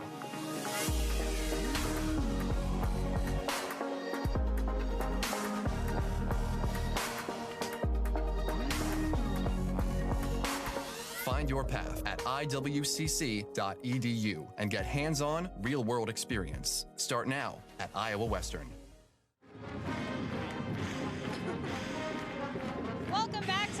to Game Time on YurView. I'm now joined with Matt Boba, who's a Westside Middle School engineering and technology teacher, and Dave Harris, who's with the Booster Club. Matt, let's start with you. You're the Cox Charities Innovation and Education Grant recipient. Classroom project is computer numeric control. So tell me a little bit about the grant and what kind of program that's going to support.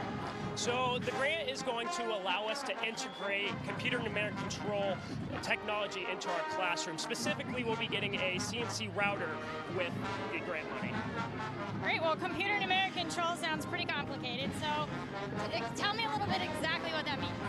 So what it is going to be used for specifically with our students is to increase the quality control of the parts of each of their projects that they'll be using. Great. So what exactly would that class kind of look like? What kind of projects would they be doing?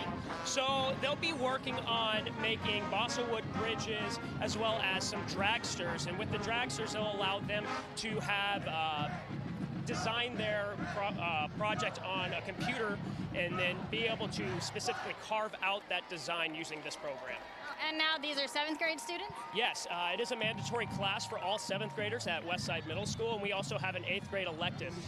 We have about 600 students that we see in a year, and so this grant is actually providing a technology that will impact 600 students a year. So we really appreciate the generosity of all the employees at Cox. And how have the students reacted to hearing about this? You know, we're still kind of leaving it as a surprise. They don't know yet. We have a smaller CNC router, and they've been pretty excited to use that. However, they don't realize that they're about to get a very large one coming within the next couple months. That's awesome. Very exciting. Now, Dave, let's get to you. You're with the Swimming and Diving Booster, so tell me what you guys are doing here tonight. Well, tonight we are running the concession stands, the upper concession, lower concessions, fundraiser for Westside Swimming and Diving. So, yes. Great. Well, thank you so much, Dave. Appreciate it. We'll be back with Game Time in YurView after the break. Oh, that's okay.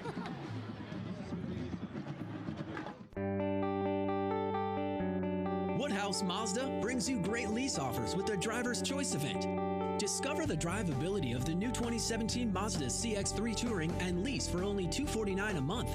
Or the all-new redesigned 2017 Mazda CX-5 Sport for $269 a month. Shop Omaha's exclusive Mazda dealer today. Experience the difference. Purchase with confidence. This is Woodhouse Mazda. When kids have internet access at home, they're more successful in the classroom. If your child is a K-12 student and your family receives government assistance, you could qualify for discounted Cox high-speed internet for only $9.95 a month. To enroll, call 855-222-3252 or visit cox.com/C2C. And while you're there, check out the Cox Digital Academy for educational tools and web tips for the whole family.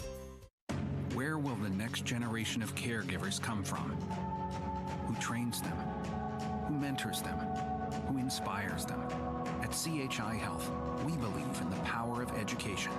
As partners with Creighton University, we are advancing a new era of academic health care. We're researching and collaborating to bring more minds to every case, every patient, every day. We're giving the future of care a new home. CHI Health. Imagine that. 21-13. Omaha Westside leads Omaha Creighton Prep. With a victory bell. They hope to call it the victory bell tonight here on the campus of Westside High School.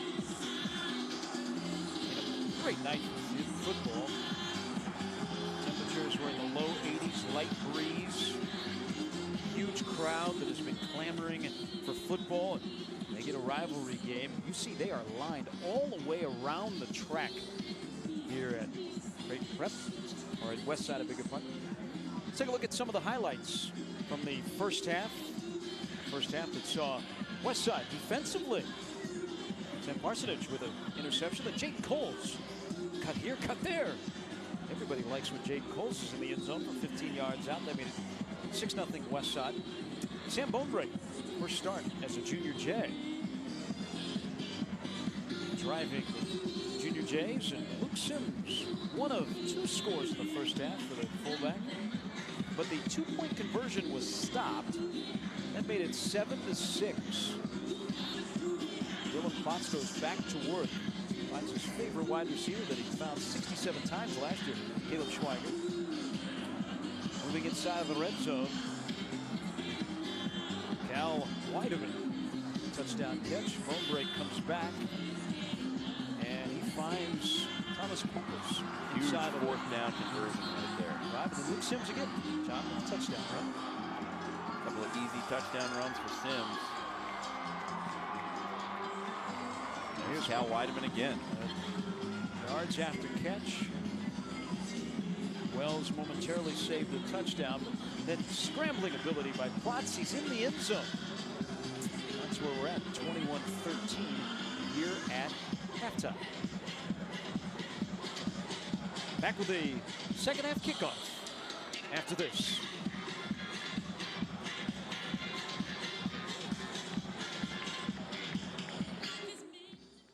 Bouncy ball. Look, it's almost alive. Advertising used to be simple. Make an ad, put it on TV, get results. Today, with all the new viewing options, it's a lot more complex. At Cox Media, we make the complex simple. With precise targeting, transparency, and automation, we connect advertisers to audiences. Anyone, anywhere, on any screen. Advertising simplified. Contact Cox Media to learn more. Okay, it's decision time. I want to experience a 4-year college in 2 years. I want to live on campus, but get to my career faster. I want to get started now.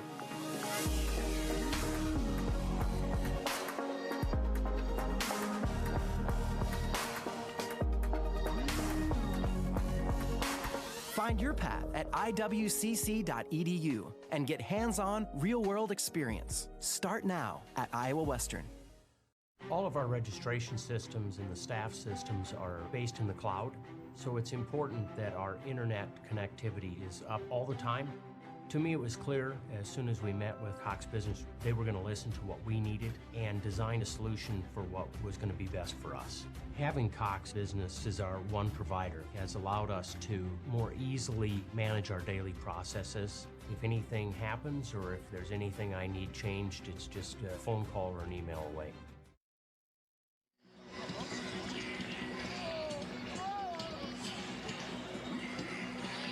(21-13).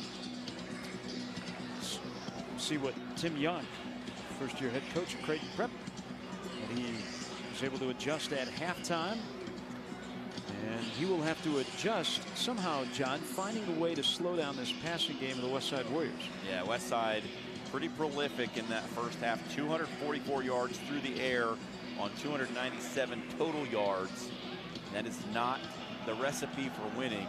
You're giving up 300 yards a half. You do the math, that's about 600 yards per game. Not very good in that first half. Gave up 19 first downs to that Westside offense. And one of the things we talked about was you have to get them out of rhythm. You can't let Plotz get comfortable back there and just start picking you apart. And he was able to do that a lot through that first half. Prep, meanwhile, they did get 128 yards on the ground, but they were penalized 8 times for 45 yards. The penalties are a real bugaboo in the first half. Each team did turn it over one time, but the 8 penalties, 45 yards, and only 9 first downs through the first half. That Prep offense has to do better.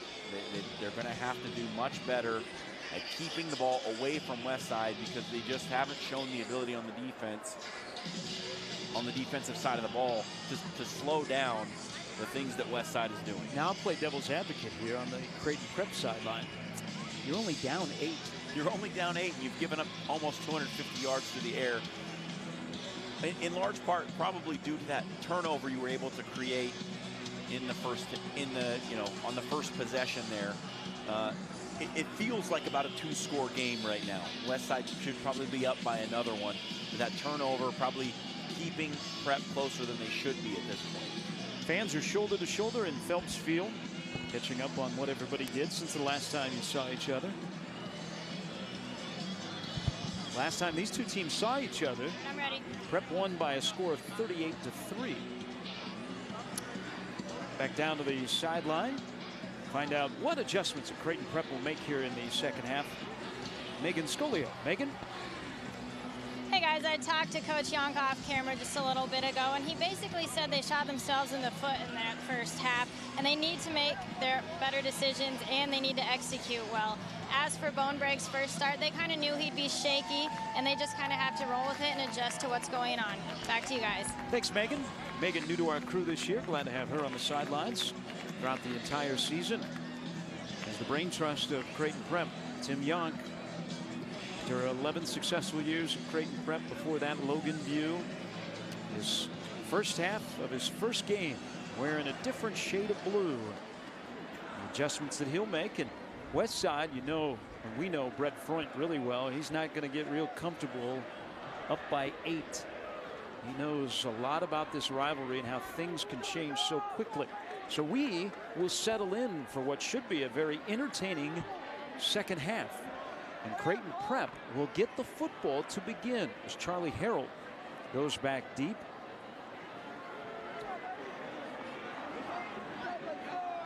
One of the things that Coach Yonk talked about leading up to this was he thought fullback run game would be a big advantage for his side. And you've seen Sims run it in a couple of times from short yardage, but haven't really used the fullback in the middle of the field a whole lot. Perhaps you'll see the Junior Jays use the big body of Luke Sims between the 20s. Peter Navoa's kickoff bounces into the end zone. Back comes Sam Bonebreak, starting quarterback for Creighton Prep.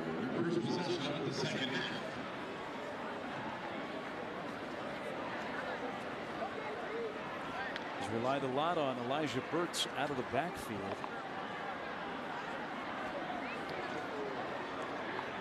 Completed a couple of passes to Corpus, but his 2 wide receivers on the outside, I don't think either one has a catch. No tight end catches so far in the first half. Hand off to the fullback, so maybe that straight ahead fullback run game that Tim Yonk is so familiar with, maybe we'll see that early on to try and open up some things. Pick up of about 1.5 yards by Luke Sims, who has a couple of touchdowns tonight. The only 2 scores by the Junior Jays. Last year, 9-3.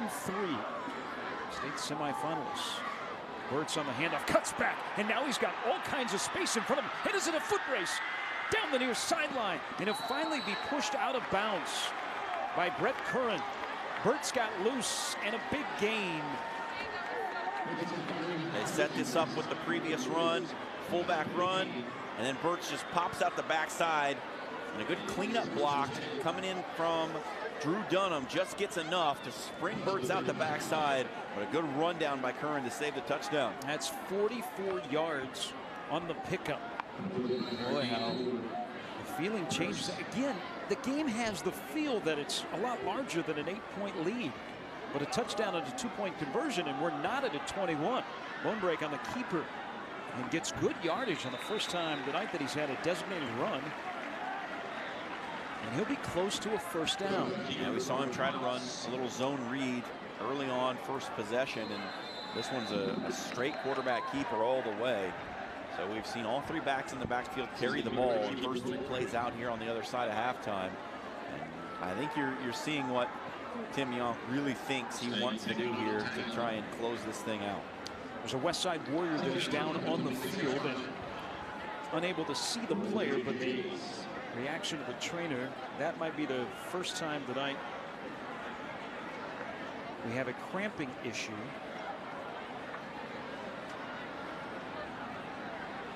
The weeks leading up to the start of the season, we did not have usual Nebraska summertime weather outside of a couple of days. It's actually been very pleasant, mostly in the low 80s.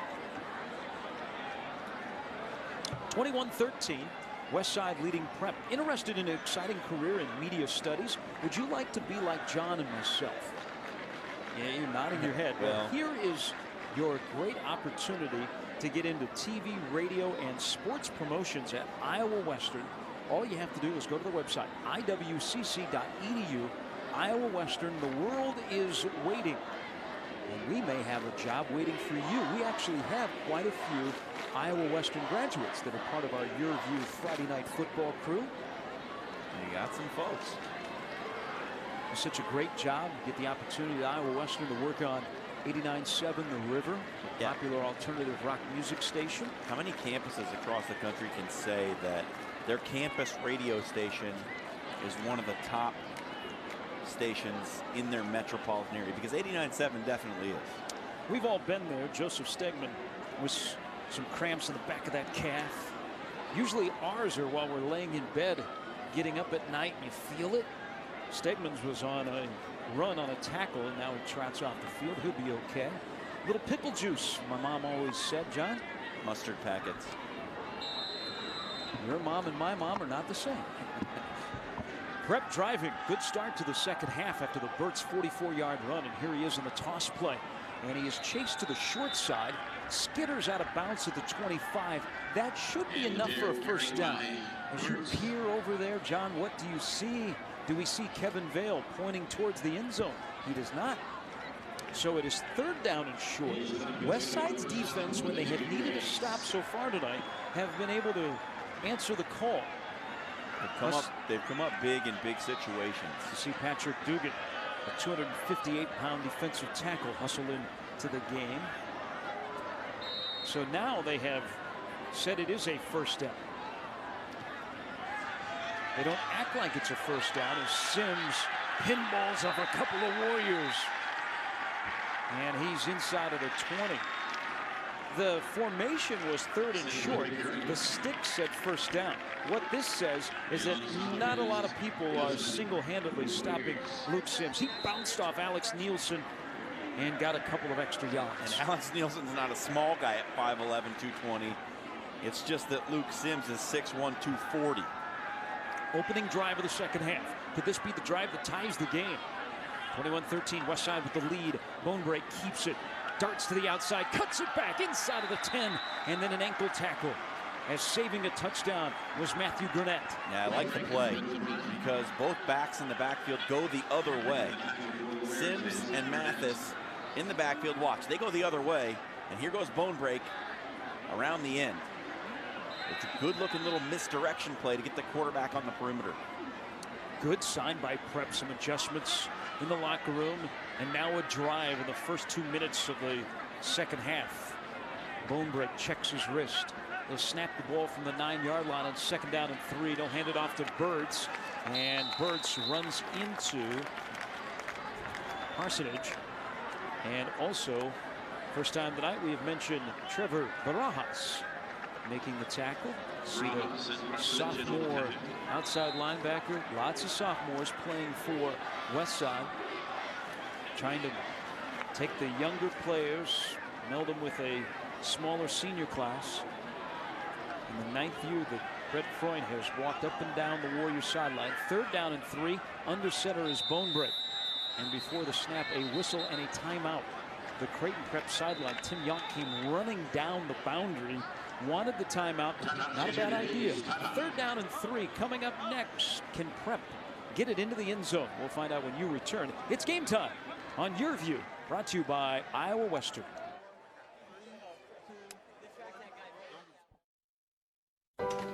You're the decision maker, weighing every option to make the smartest choice. That's why you start with Nebraska Medicine, an entire network of top providers working together to keep you healthy. From extraordinary primary care to world-leading research and treatments, so you can be confident everyone's health is in good hands. The state's most comprehensive care in 19 locations. Nebraska Medicine. When kids have internet access at home, they're more successful in the classroom. If your child is a K-12 student and your family receives government assistance, you could qualify for discounted Cox high-speed internet for only $9.95 a month. To enroll, call 855-222-3252 or visit cox.com/C2C. And while you're there, check out the Cox Digital Academy for educational tools and web tips for the whole family. Remember all that stuff I told you about being third down and 3? Well, there has been some confusion, whether it is our scoreboard operator or our chain gang. We have taken a vote here in our broadcast position, and we think it is second down. And now the scoreboard which is tuned into our live stream on YurView.com, says those guys on television are right. It is 2nd down and 3. They respected our democratic process, and our vote was taken under consideration, and now it is, in fact, 2nd down. So a different type of play call coming up here. Sims and Burks line up behind Bonebreak. Armstead, near wide receiver, fake handoff. Play action, rolling to the near side. Bonebreak under pressure, running, and knocked down to the 6-yard line. Flag came in, and I don't know, this may be one of our new rule changes this year, the illegal blindside block.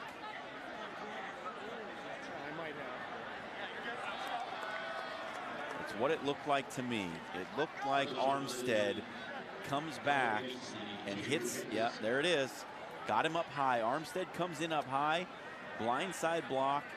It's a point of emphasis and a rule change for the NSAA this year that you must contact a blindsided defender with the block with your hands first. You can't hit him with the shoulder. It must be hands first, or it's a personal foul penalty. Armstead goes in with the shoulder up high and gets the flag for it.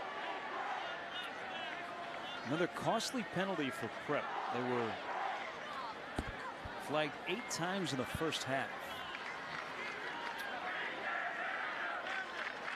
So it's 2nd down again, but this time 15 yards. The Junior Jays are assessed here. Dunham and Armstead lined up. Wide receiver handoff to Sims. Or no, a fake handoff. Bonebreak pulled it out of his belly, kept it, fooled everybody, and he's into the end zone, which isn't fooling anyone. This is a pass play. He's got Mathis out in front of him running, but he just decides to tuck it in and keep it. Great run from Bonebreak right here.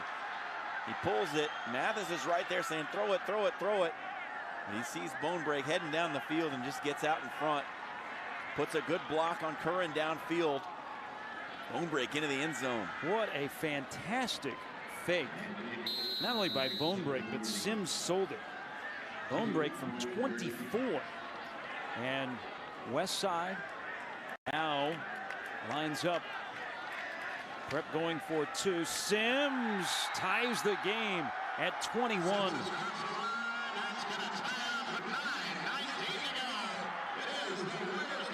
Mr. Short Yardage does it again. Luke Sims now with 2 touchdowns and a 2-point conversion on the evening. A junior fullback getting it done in short yardage. This drive was set up by the Burts 44-yard run, and then the rest by the junior Sam Bonebreak and by the junior Luke Sims, whose 2-point conversion now ties the game at 21. That's how the second half starts. Sims may have just had a cramp on that 2-point conversion run. It looked like he was hobbling off just a little bit. Looked like his calf might have cramped up a little bit on the way out, and there's a Warrior down in the end zone.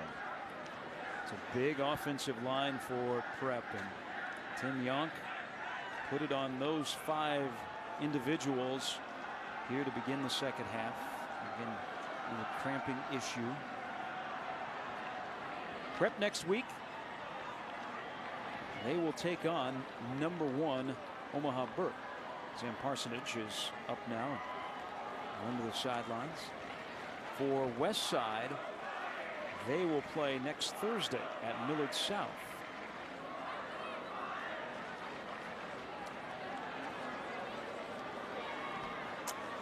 (21-21). YurView is your home for live local high school sports. Next Thursday, Game Time features high school football from New Orleans. John Curtis versus Landry Walker from the historic Berman Memorial Stadium. It's a heavyweight matchup between 2 top 15 teams. That's next Thursday, Game Time on YurView, channel 1013.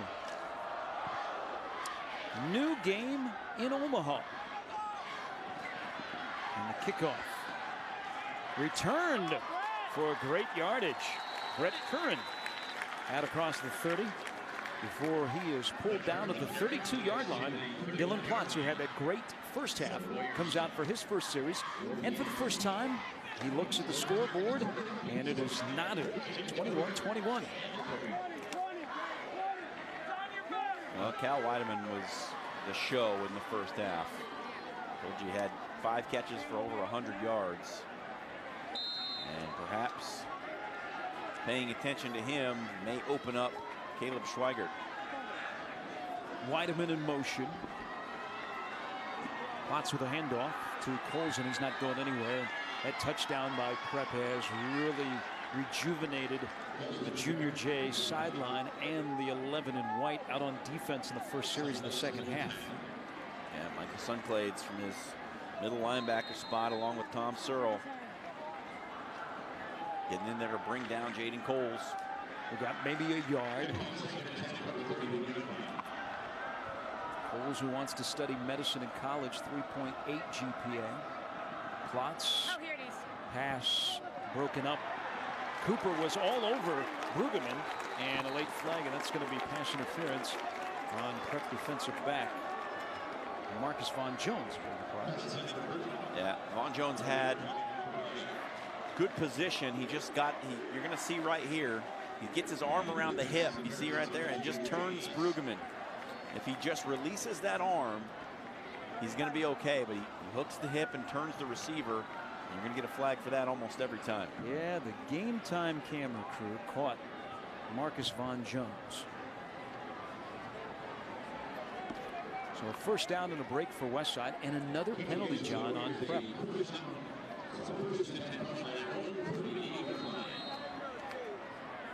Plotz under center with the rare times tonight. Weideman again in motion. And the handoff to the up back for minimal yardage and a late flag. While we sort out what the flag is, let's check in with Megan on the sidelines.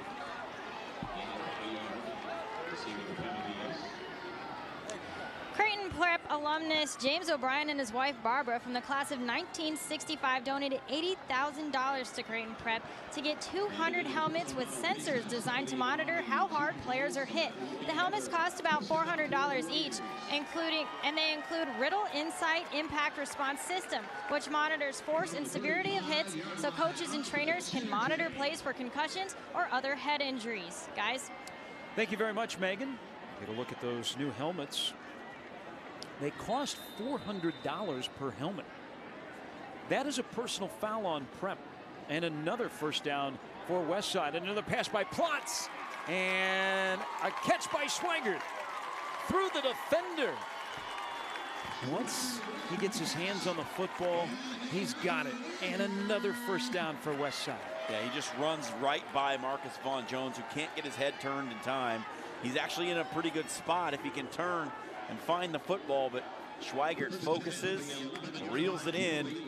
Westside down inside the 20 yet again. This is impressive. Prep takes the opening kickoff of the second half, and they put it in the end zone. What does Westside do? With a little help from Prep and a little help from the right arm of Dylan Plotz, they are into the red zone once again. Coles trying to find some room, cuts to the outside. Madrigal will escort him out of bounds.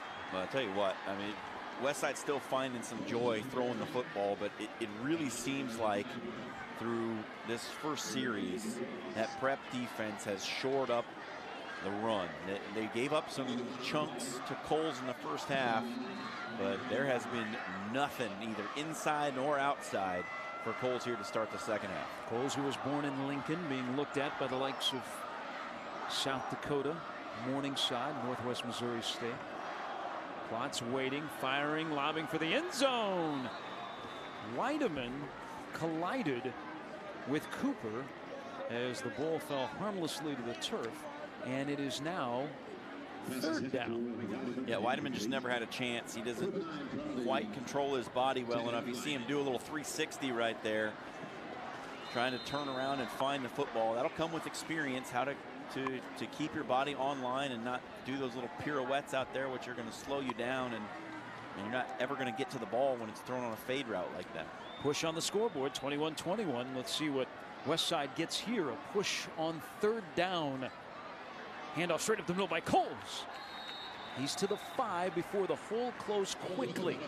So it is now 4th down. John, wiggle that little magic 8 ball to see what Brett Thornton, a 21-21 game, will do. And I'm going to call field goal. You know what? That magic 8 ball works once again. I thought it had been off since last season, that maybe it would not work. Good call. Jack Bush is on for the field goal. It's 24 yards.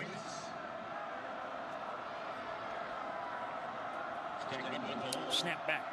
Stegman puts it down, and the kick is up, and the kick is good. And Westside is back on top, 24-21 on the 24-yard field goal off the right foot of Jack Bush. Well, it's going to be a little bit bittersweet for Westside after the big catch by Schwiegert.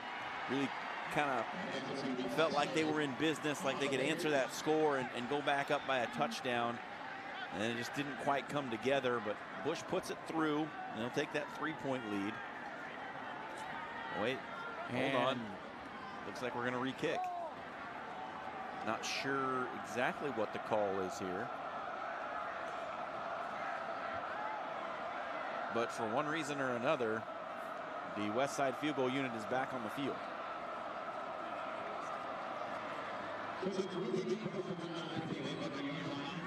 There's a penalty on Westside, penalty before the snap.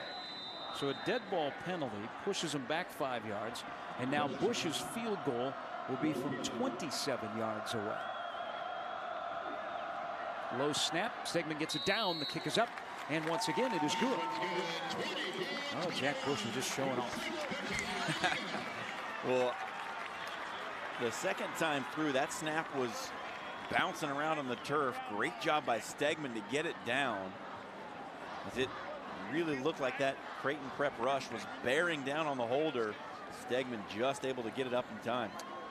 89.7 The River is your home to awesome alternative rock music. Check them out online at 897theriver.com or search the App Store for 89.7 The River. Iowa Western, the world is waiting. That's how we prepared for the telecast tonight. We were listening to the alternative rock music from 89.7 The River.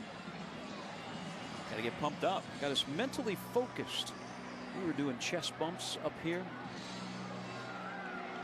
Our statistician, Joe Ziski, was kind of surprised. He didn't understand what our new tradition was.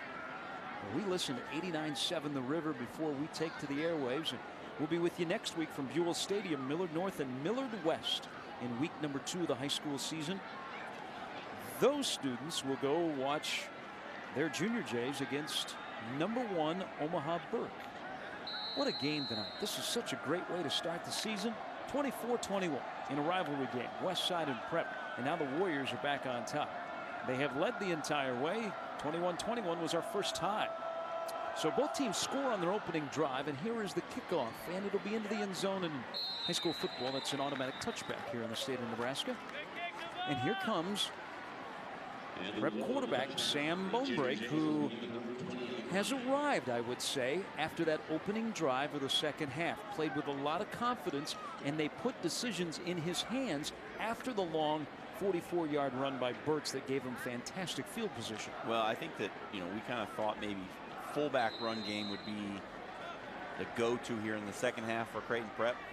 Maybe it's quarterback run game. Maybe they found something in Sam Bonebrake's legs that we didn't quite expect.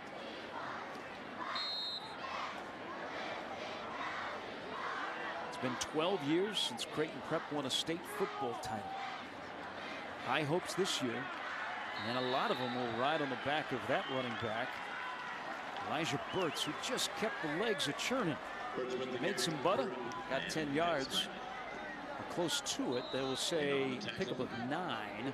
So second down and 1, and now this offensive line for Prep that is veteran, that is large, that is technique sound, are starting to lean on the Warriors. Already 170 yards for Burtz on 21 carries. Carry number 22 will add to that total. Here he is, breaking 1 tackle, 2 tackles, carrying 2 defenders, pulling away, and finally thrown down to the 40-yard line. That is a pickup of 31. That puts him over 200 yards.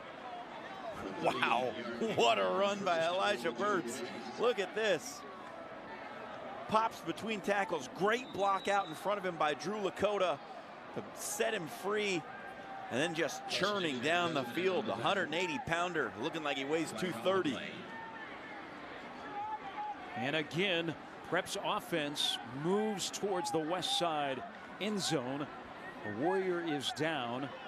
Elijah Burtz put on 20 pounds in the offseason. He is the #1 option at running back. Last year he was honorable mention All-State at defensive back. Because of that blazing speed and great vision, they're handing the ball to him. They've done it 22 times tonight, and I would say it has worked out. Yeah, 22 for 201. We'll take that.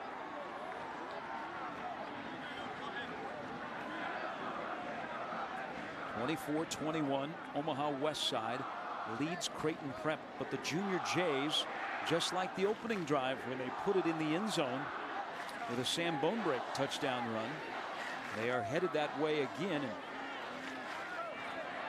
they have gone back. Did they say? He certainly didn't step out of bounds. Yeah, I'm trying to figure. They've moved the ball from the 40-yard line to midfield. There is confusion on the Prep sideline as well. So I'm glad we're not alone. Trying to find out if there was a flag on the field or what. Because he, yes, certainly did not step out of bounds at midfield. Yeah, he was running down the hash at midfield.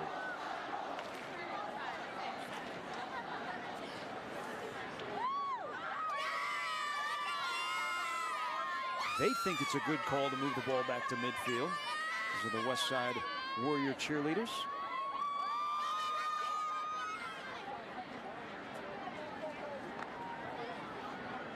And I'm a little bit baffled right now. I'm not exactly sure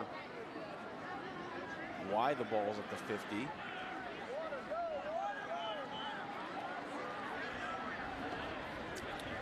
So while we try and figure out what just transpired, we will tell you that get ready next Friday night on Game Time. Crosstown rivals Millard North taking on Millard West. John Schreiner and myself, along with the YurView crew, will showcase some of the area's top talent. There are quite a few talented players for the Mustangs and the Wildcats. Millard North versus Millard West next Friday night here on Game Time. As a matter of fact, we're going to leave Phelps Field. We're going to tear everything down, and we're going to go straight to Buell Stadium in Millard. We're just going to camp. We're so excited for week number 2. Yeah, and you can look out for my feature story this week. Got a chance to sit down with Millard North fullback Noah Mick and talk to him about his plans, his dreams, and what it's like to play for Fred Petito. So the ball rests right at midfield. It's outside of the big W logo, the West Side logo. Bone break, handoff to Burtz. Here he is again. Boys like a little water bug, just dancing from left to right. Great vision. That's a pickup of 5. He says, you know what? You guys gave me 10 extra yards. I got to go get those back. Yeah, it's a good run by Burtz, and there's one block up front that really sprung him. It was a nice pull by Ryan Bina from that left guard position, comes around, blows it open, gives Burtz some room to roam there in the middle. Bone break looks like a veteran here in the second half. Handoff to the fullback Sims, who's got a couple of touchdown runs tonight from short yardage. Drags a defender or 2 for 4 yards, and it'll be 3rd down and short for the Junior Jays under the halfway point of the 3rd quarter. Westside with a 24-21 lead. Prep has trailed the entire night. When Sims is back there in the backfield, it feels like it's hard for him to not get 4 yards. He can fall forward and get 5, it seems like. If Prep wanted to, I think they could just give him the ball on every play and be all right. He's 6'1", 240. And they'll give him the ball here, and he will enjoy what is in front of him. A touchdown by Luke Sims from 42 yards. 3rd time tonight for the touchdown, first lead for Prep. 3rd touchdown of the night for the junior fullback. He just burst right up the middle. Who says a fullback doesn't have speed? Look at that. The hole was huge. All he had to do was just shake off one blocker right down the middle of the field. Another easy touchdown run for a fullback. Tim Yonk played fullback under Tom Osborne at Nebraska. Luke Sims is putting on his best Tim Yonk impersonation. And Tim Yonk's debut as the head junior J. And now Prep up 27-24 as the first time tonight we see a junior J experiencing some cramping issues. All-state tight end Grant Mathis, who has not yet caught a football, walking off the field under his own powers. Good look at Tim Yonk. Boy, what adjustments he made at halftime. They were down 21-13. Now they have a chance to go up 28-24 on a Stracco PAT. It's through the pillars. And Prep will enjoy their first lead, and they have scored touchdowns on their first 2 possessions of the third quarter. How about that, my man? Well, it feels like a real important possession here for Westside, doesn't it? They go into halftime feeling good with the 8-point lead, and then they come out, get popped in the mouth. 2 consecutive drives, only able to answer with a field goal. This is a big one. Plotz is going to have to come out and put the ball on his receivers. And offensive line's got to hold up. This is tired time now, deep into this third quarter. We received word while we were not trying to short Elijah Burt's yardage on that long run. There was a block in the back on Prep that moved the ball back to midfield. It's not quite to 200 just yet. 28-24. Caleb Schwiegert goes back to receive the kickoff, and now Westside's got to go to work. This is kind of fun. This is what this is supposed to be between Prep and Westside. Turned into a little bit of a shootout. Hasn't been close, actually. In a rivalry, it's supposed to go down to the final possession, right? Not so much. Hasn't been many times where it's been decided by a touchdown or less. 38-3 last year in favor of Prep, 41-0 the year before in favor of the red and black Warriors. Stracco's kickoff. The chase, the return man deep. Here comes Curran. Just shy of the 30. That's where Dylan Plotz will start. One of the things that Tim Yonk was so excited about with his group was the kind of athletes that he was able to put on his special teams unit. You saw right there one of the top defenders, Jackson Bartling, who starts at right corner, making the tackle on special teams. And you just love the depth of the group he's got this year. Let's see what the tempo is. Westside kind of slowed down that last possession. Plotz, play fake. His pass is intercepted. It is picked off by Nathaniel Wells. That's his second interception of the night. And again, the up and down night for Wells continues. He's been picked on, been beaten by the sophomore Weideman a couple of times, but here he comes right back, stays in it. Another interception for Wells.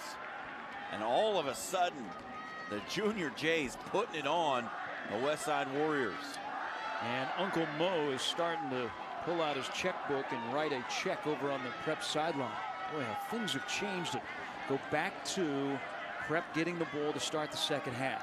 And the feel that it kind of felt like it was more than an 8-point halftime lead by Westside. Yeah. Prep has erased that quickly. Now on the turnover, they have a 4-point lead in their back pocket in the new era starting under Tim Yonk as Nathaniel Wells being coached over on the sidelines. He had 2 interceptions. Now you'll say, whatever, coach, I'll do it again. I was in the right place at the right time. Now on the 33-yard line, a guy that you can just feel gaining confidence as the signal caller for the Junior Jays. Sam Bonebreak is back out there. Burtz and Sims in the backfield. Oh my. Handoff to Burtz with a little bit of room, spinning inside of the 30-yard line. Boy, he's not easy to bring down. He's a little greasy. when he runs between the tackles. And you don't normally see somebody that size at 180 running between the tackles. And Burt's will have to trot out of the game with a cramping issue. So I apologize to all the moms and dads out there and the trainers, because I said we made it through the first half. Beautiful weather, no cramping issues. You jinxed it. And then people went in at halftime. They came back out. We've had plenty of cramping issues here in the third quarter. Well, don't expect there to be a lot of drop-off when Bartling comes in the game. He's a very talented runner in his own right. Grant Mathis coming towards us on the bottom of the screen. Tight end. We've raved about him. Schools are interested. Into the game. Hasn't caught a pass. Now, on the end around, Armstead hauled down in the backfield. Good play by Curran. He came up and he wasn't going to let Armstead get away from him, and throws him down for a 5-yard loss. Yeah, it's a nice play by Curran, but it's a poor decision by Armstead. He tries to bubble it out and goes backwards. Most of the time, that's not going to work out. You need to cut that thing up and get what you can get, or take your short loss if that's what's necessary. For the most part, the coaches are going to tell him, hey, don't run backwards. Third down and a stoplight or two on Pacific Street. Bonebeck rolls out, throws downfield. He hits his big tight end. And if that's going to be your first catch, it might as well be right there. Mathis, you see him getting up with a little bit of limp from some cramping issues, but his first catch means a first down and a big third down conversion for the Junior Jays. Up 4 and on the march again. There you go. Comes up with that cramp again. And it's not something that usually goes away. You're just going to have to deal with it the rest of the game. And they might be without Mathis for the rest of this one. We'll have to see. Boy, Mathis is so versatile. They can move him all over the line of scrimmage, running routes. He's one to watch. 6'3", 240 pounds. North Dakota State, South Dakota State, all interested. Had a good camp in the summer at Nebraska. Backup running back. The carry, the ball comes loose. Was the whistle first? We wait. No signal. Yeah, he's been ruled down. The whistle had blown. Jackson Bartling had the ball ripped out of his hands, but he was on the ground. As we'll get a look here. Yes, he was down before Nielsen just ripped that ball out of his hands. Break for Prep. The drive continues. It was 21-13 Westside at the break. Bone break under center.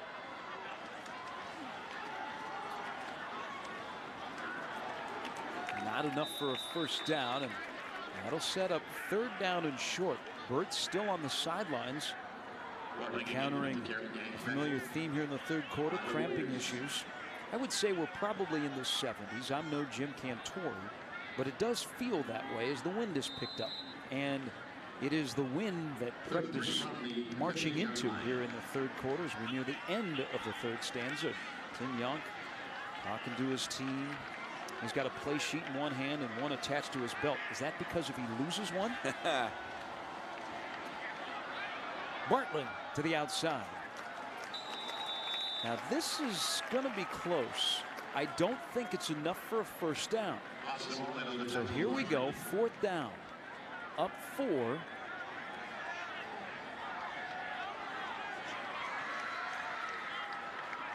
Prep will go for it. Wow. Remember, no Burt's, no Mathis. They're on the sidelines being attended to. Big call. A field goal puts you up by 7. Maybe going for the knockout punch right here. And too soon on the right side of the line. Unbalanced line. Prep tried to go quick with the big boys up front, and they went too quick. So the penalty on Prep, and that, believe it or not, they're up 28-24, and you're just tuning in to Game Time on YurView. They have seen a plethora of flags to open up the season. Stracco now will attempt a field goal from 35 yards away into a slight wind. It is up, and it is good from 35 yards away. The junior, Noah Stracco, hits the field goal, and that puts the Junior Jays up 7. I think that's the right call there. You go up 7, There's only 48 seconds left in the third. You give yourself a little bit of a cushion. Heading into that fourth quarter, your offense has started to lean on that defensive line a little bit. You got to figure it's only going to get worse as we get into deeper water. Field goal's the right choice. How about this for our first live game of Game Time on YurView? Somebody just tapped me on the shoulder from a crew and said, you know what, it's supposed to be like this every week. It is. This is, and you know, this is Prep Westside, and a big rallying cry for Tim Young's crew was that Prep hadn't won a game in this stadium since 2008. They had been talking about it all summer. Said this was motivation. They wanted to come in here and get a win against a rival on the road. They had beaten them at home plenty of times, but going on the road and winning at Westside has been something they hadn't been able to do. Could they be on their way tonight now with a 7-point lead? So Stracco, after the 35-yard field goal, will kick off. It was 21-13 Westside at halftime. Prep has scored every time they've touched the ball in the third quarter.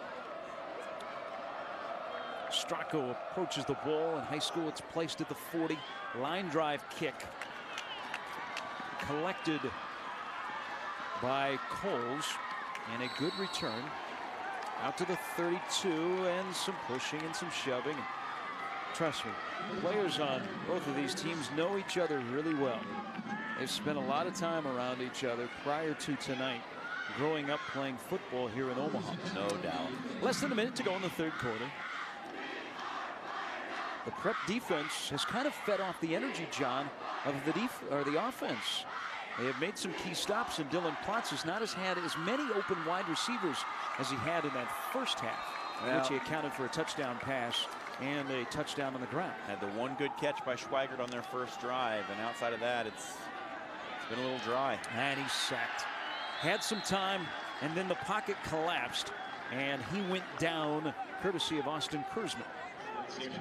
And the pressure's starting to be ratcheted up a little bit.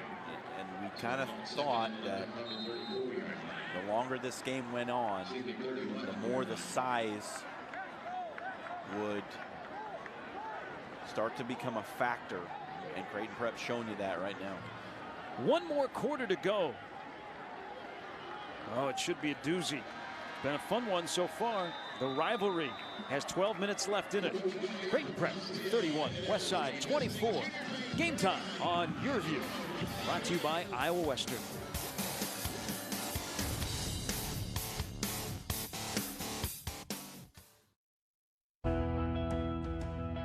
At DiVentures, we want to create a full-service customer experience. Cox Business, as our technology partner, does exactly that. The team at Cox Business came in, took a look at our business, and recommended top-notch solutions. With IP-Centrics, we have a managed, scalable solution to meet all of our customer needs. We get hundreds of phone calls a day, thousands over the course of a week. Because we have Cox Business, we can focus on what we love to do, being on the water and in the water. Woodhouse Nissan, now with locations in Bellevue and Millard. Lease a 2017 Nissan Titan SV with dark chrome package for just $259 a month, with 4 or more at each location. Or a 2017 Nissan Sentra SR for $109 a month, with 3 or more at each location. Shop Woodhouse Nissan of Bellevue or Woodhouse Place Nissan of Millard today. Experience the difference. Purchase with confidence. This is Woodhouse Nissan. Bouncy ball. Look, it's almost alive. Advertising used to be simple. Make an ad, put it on TV, get results. Today, with all the new viewing options, it's a lot more complex. At Cox Media, we make the complex simple. With precise targeting, transparency, and automation, we connect advertisers to audiences. Anyone, anywhere, on any screen. Advertising simplified. Contact Cox Media to learn more. We hope that you are enjoying Game Time on YurView, even if that's your seat for tonight's game. Hey, if you got Wi-Fi, you can get it. The Moon has had a busy week. It sure has. 31-24 as we begin the fourth quarter. Plot steps up, pass down the middle of the field. It's caught. And it is a first down. And boy, that's what the good doctor ordered. as Coles makes the catch. They'll move the sticks. That is a pickup of 28 yards. Yeah, and you got to feel that Plotz needed that. He's thrown a pick, had some pressure, needed to get one complete, and get back in rhythm a little bit. That's a big completion to Coles out of the slot. And again, the tempo then picks up after the completion. Jaden Coles now shifts out of the backfield. Plotz three-step drop. Pressure is on. Now he's chased out of the pocket. He throws. It is caught for short yardage. Just lobbing it up, and Dylan Packett caught it. It'll be a pickup maybe of a yard as Plotz had to get rid of it quickly. It's a good blitz pickup in the backfield. Fullback Matt Gurnett comes across and picks up the blitzing linebacker Michael Sunclades. Gives Plotz just enough time to get rid of it. Plotz last year threw for nearly 2,200 yards. Second down and 9. Coles spins away from the traffic. Get about 3 yards. Junior J defense pursued quickly. It just has not been as many openings for Westside here in the second half. And I think it just seemed like Prep had to, John, get that first half of Tim Yonk out of the system, because they looked a lot more confidence offensive, defensively, special teams, playing more sound football that Tim Yonk just raved about that they had done in camp. Now a big 3rd down and 5. Snap from the 40. Plotz back to pass. Pass down the field. It is caught, and it is a first down. And Caleb Schwiegert broke away from the defender. Joe Carew was all over him, and then at the last moment, Schwiegert broke away. He was open. He made the catch. First down. You can just put that on repeat. Too much time. Nobody on that Prep defensive line was able to get into the backfield. And when Dylan Plotz has a clean pocket and enough time, he's going to deliver. Weideman in motion. Handoff to the up man. And it is big yardage. And it should be enough for a first down as the carry by Matthew Gurnett gets 9 yards.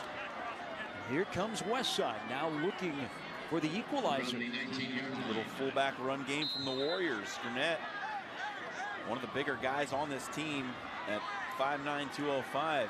Gets his hand in on the action. Plotz pass caught.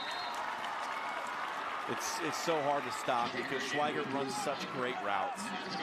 You see him, it looks like he's running full speed and then just stops on a dime and turns around. Ball delivered before he even comes out of his break. It's all that work that he and Dylan Plotz put in over the summer on those timing routes. Schwiegert had Coleco football-type numbers last year. 67 catches, over 1,000 yards, 11 scores. Coles out of the backfield. Westside's looking to tie this rivalry game. Pump fake, pass down the sidelines. Schwiegert, incomplete. There is a flag. There was all kinds of contact. Now, who committed the most contact? Well, I think it's going to be on Prep because Schweigert's up in the air trying to go get the ball, and the defender underneath him cuts out his legs. Take a look here. Right there.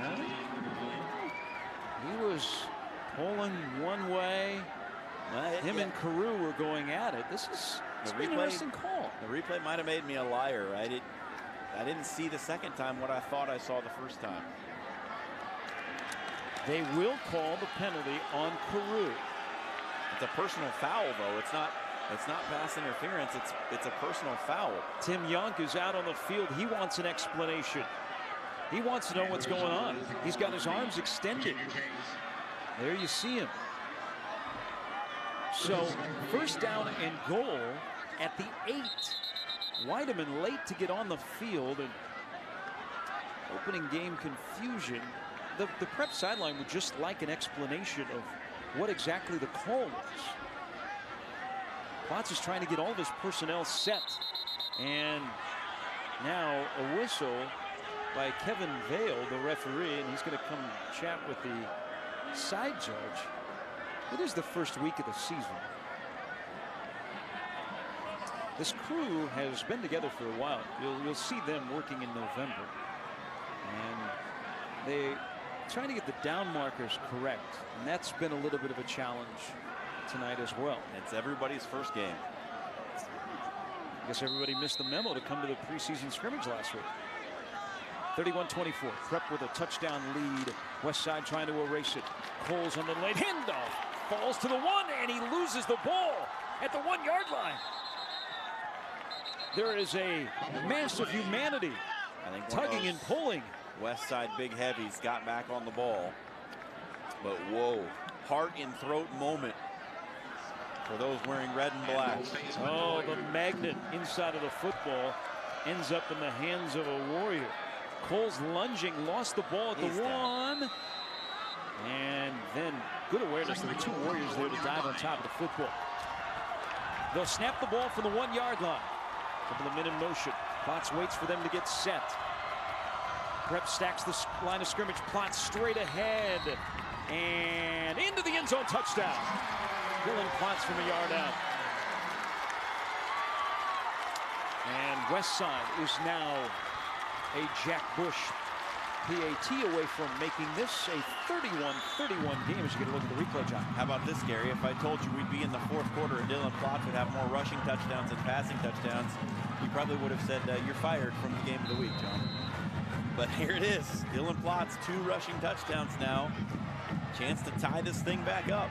I would have waited until we're off the air. But he has been impressive. Bush to tie it. The kick is up, and the kick is good.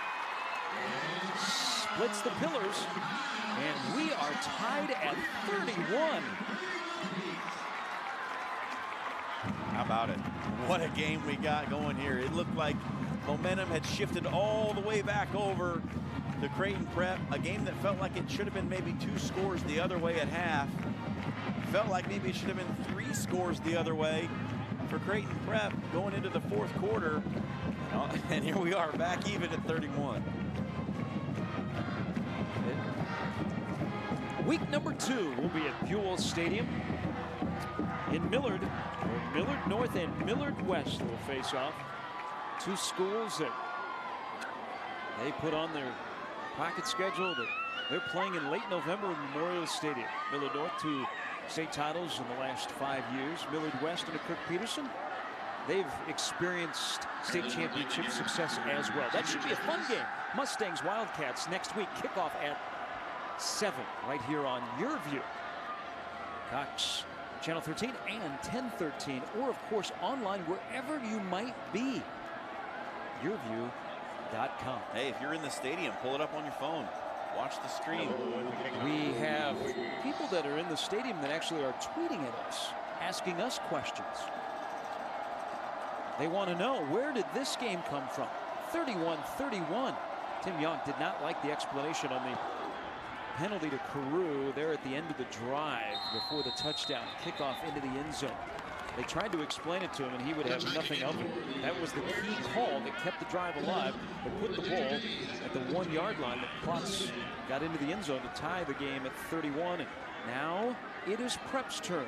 And can Westside, John, slow down this Junior J offense? Because every time they've touched the ball, they have made the scoreboard operator go to work. Well, they've gotten a little bit of a break. The drive from the offense and the quarter break has given them a little bit of time to rest up and recuperate. Just got to find a way to stop that inside run. This run is going nowhere. Burtz is back into the game. Had to step out due to a cramping issue at the end of last drive. Did not get any yards. Ran into the big paws of Jerry Harwood, 235-pound junior defensive end who swapped sides with Brody Alvarez here for 2nd down and 10. 31-31. Harwood's had a nice game. He's crashed down on those inside runs and made some big plays on the interior. Here's Burtz again. Bounces off one tackler and not much room. Pickup of 2, and it'll be 3rd down and 8. And Alvarez, Barajas, Nielsen in for the Westside defense. Another good play by Harwood right there.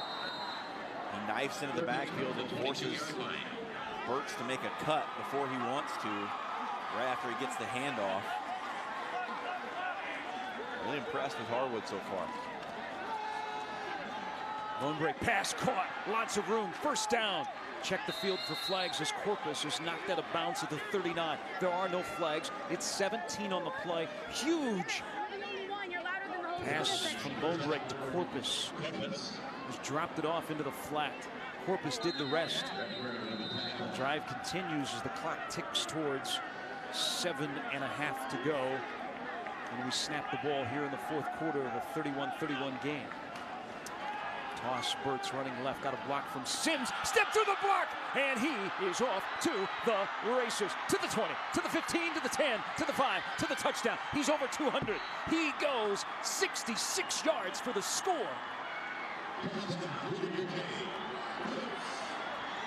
All speed from Elijah Burt's. A great hurdle as he comes to the line and then just runs away from everyone.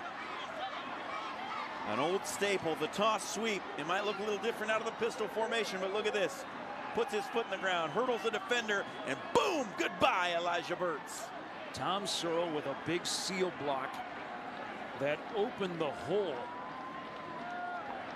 And Burt's didn't need much, ran right through it. Now well over 200 yards. And back and forth we go. Prep now a PAT away from going up by a touchdown. Elijah Burt's 27 carries, 262 yards. May have a chance to be our player of the game. He may. His defense is going to have to do him some favors and keep Westside out of the end zone. But what a night for that young man. There is a player back on the 40-yard line out of YurView that is down with an injury. So look at the Prep sideline. Teammates surrounding Elijah Burt's. Again, last year he was not the #1 option at running back. He was playing defensive back and he was playing it really, really well. Tonight he gets his first opportunity to be the man in the backfield. In a backfield at Prep that has produced some fine running backs. And George Achola, who played at Nebraska all the way down to last year's running back who nearly had 1,000 yards. Nate Reiner, as Trevor Barajas will walk off the field. Brett Freund, his head coach, talking to his sophomore outside linebacker. Again, there's Burt's. 262 yards on 27 carries.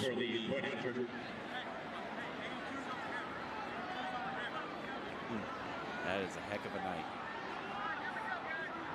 Stracco has been waiting a while. Been swinging that leg through. PAT is up. PAT is good.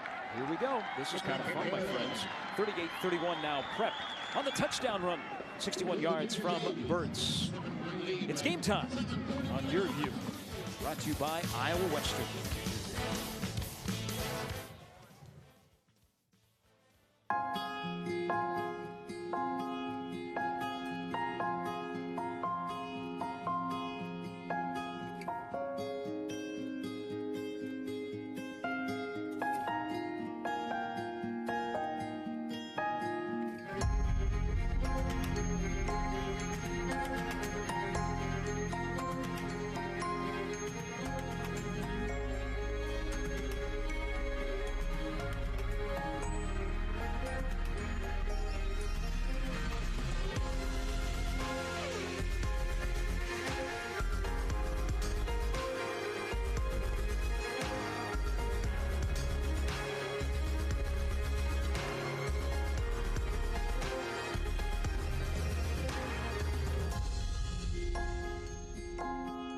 Schedule your campus visit today. Iowa Western. The world is waiting.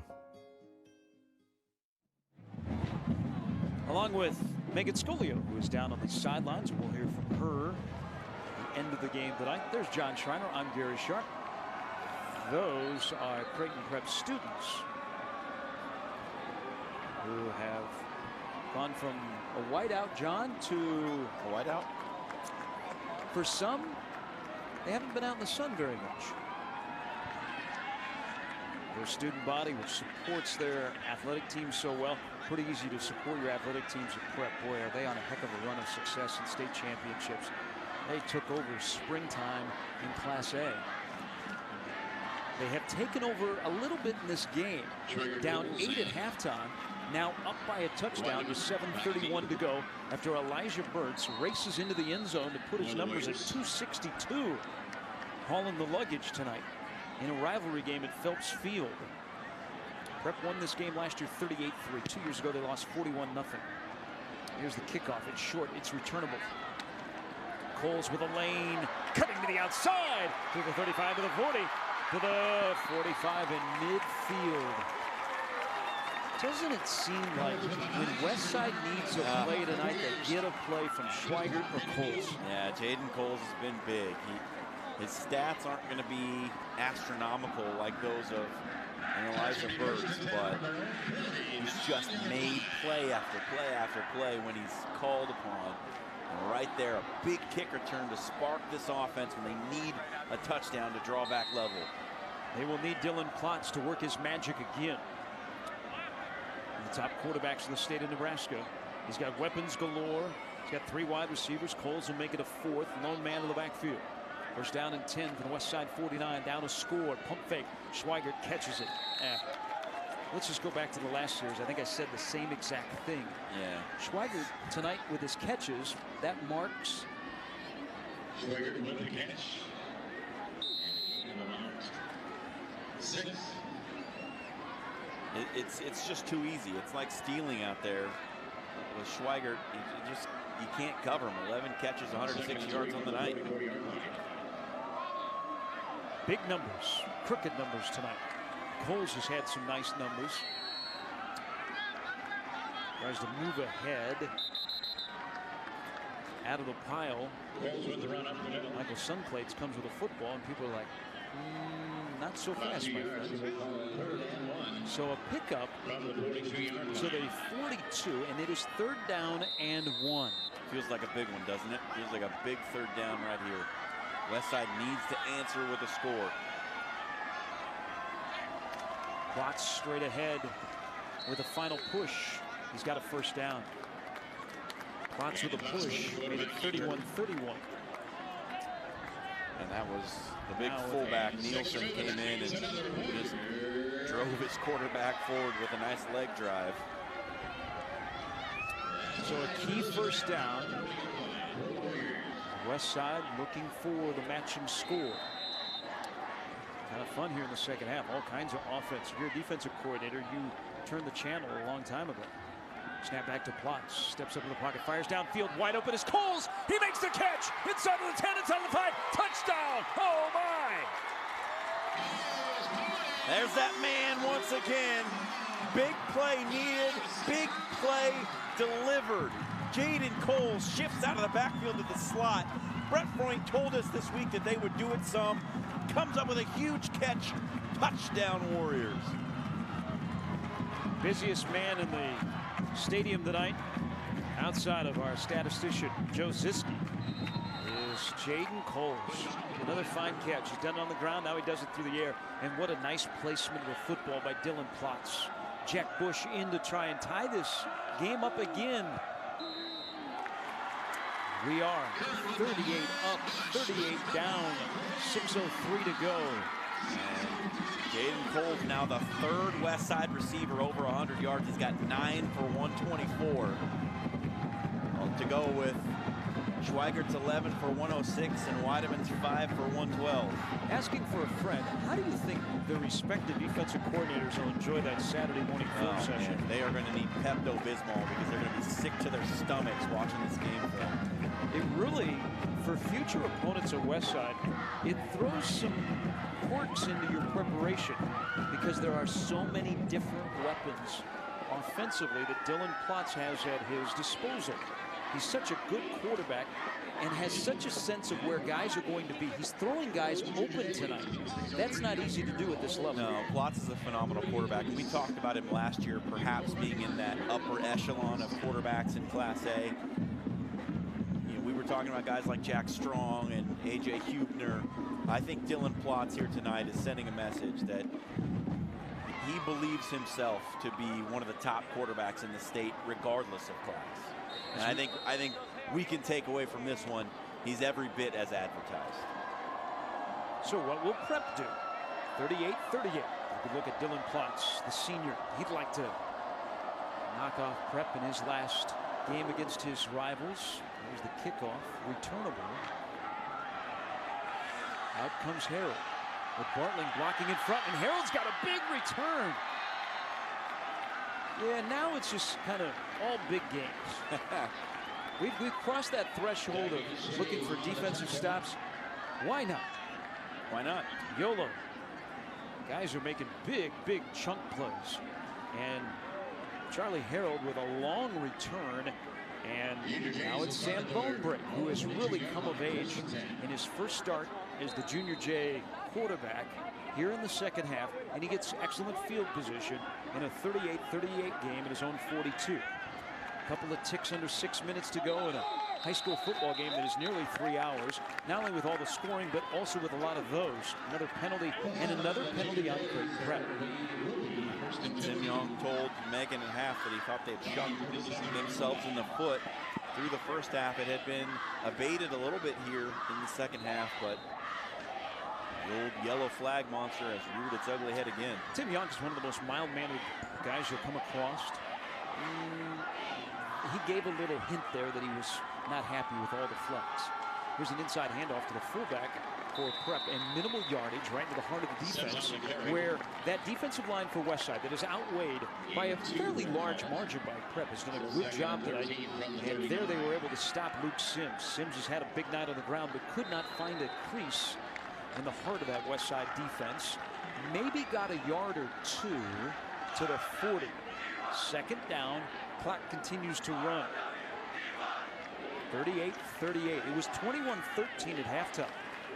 Hopefully you've been with us all night. We'll recount all the scores here shortly. Bonebreak lost the ball. He was trying to throw back to the flat to Sims. Had the ball come out of his hand, and it's recovered by Westside. Wow. Wow, just when we started saying that Sam Bonebreak looked like he'd really settled in to his role as the starting quarterback, he looked like a different quarterback than he did when he started. And suddenly it all goes awry. Look at this. Roll out, he's gonna try and jump, throw back the other way, and it just falls out of his hands. And the football recovered by Matthew Gurnett. Bonebreak in the first half threw an interception in the shadow of his own goalpost. Here, just trying to make a play. And by the way, if the ball doesn't fall out of his hands and he's able to turn and throw it back into the flat, the receiver could have run forever. He would have run all the way to Pacific Street. But the turnover gives Westside the football back. Coles handoff up the middle. Maybe pushes the pile for 3 yards. Coles, who just like Caleb Schwiegert, good in the fall, good in the spring, running track here at Phelps Field. Under 5 minutes to go. The Bonebreak fumble gives Westside a chance. They were down 38-31. Klotz, pass caught. Rugerman made the catch. He was launched to the turf by Jackson Bartley. And it'll be third down now for Westside. There's another really nice blitz pickup in the backfield. Watch right there. Did you see that at the top of the screen? Gurnett, blitzing linebacker, Michael Sunclades, picks him up, gives Klotz the time to deliver a pass to the outside. These two fullbacks, Gurnett and Nielsen, have done a great job on pass pro tonight. 3 different Warrior receivers have gone over 100 yards. Third down and 1. Klotz barking out the singles, hoping to get Prep to jump. They've done it numerous times tonight. They crowd the line of scrimmage. Klotz moves straight ahead behind his center. And how about this? Klotz with a first down. He moves right behind a 5'7", 185-pound sophomore, Nolan Miller Johnson. His center pushes the pile ahead, and a first down for the Warriors. How many centers in Class A football are 5'7", 185? Not many. Just this one, I would imagine. And he's a sophomore, lined up against Luke Sims and Jack Haas. Klotz. Pass knocked away at the last moment. Marcus Vaughn Jones, one-on-one with Schwiegert, reached in there and punched the ball away. Good coverage. Schweigert's been finding some space, running those little hitch routes. Vaughn Jones does a good job staying over top, not getting sucked underneath as they try the fade route to the corner. Well played.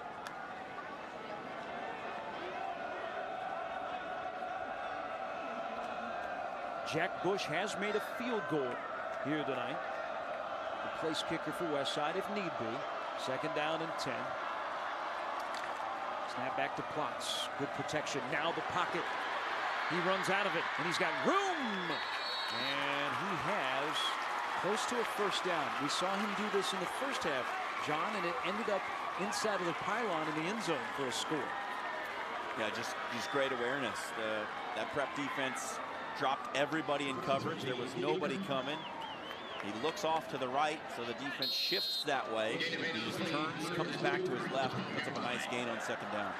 It's great command of this offense. 2nd-year starter. Looks at the sideline, checks his personnel. Odd formation here for Westside. You got Weideman way in the backfield. Weideman in motion. Top of your screen. Potts play fake pass caught. Just a little simple pitch and catch, and that is a 1st down. They didn't need to go for the whole enchilada.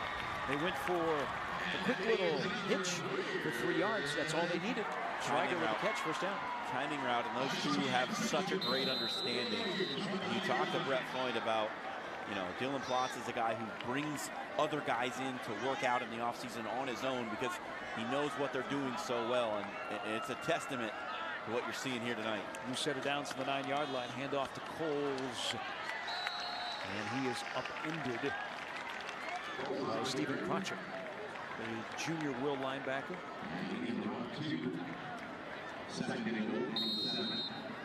Westside also very cognizant of that Prep offense that has scored 25 points here in the 2nd half.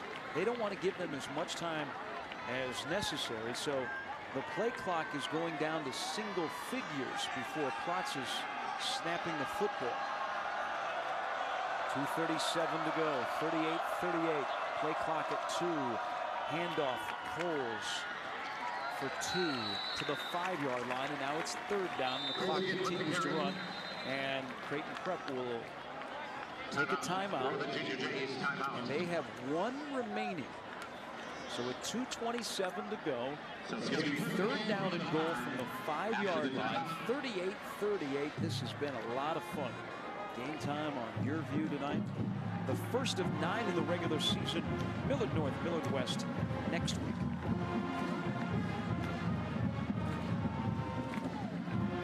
The Warriors 5-5 last year, made it to the playoffs for the 7th straight year.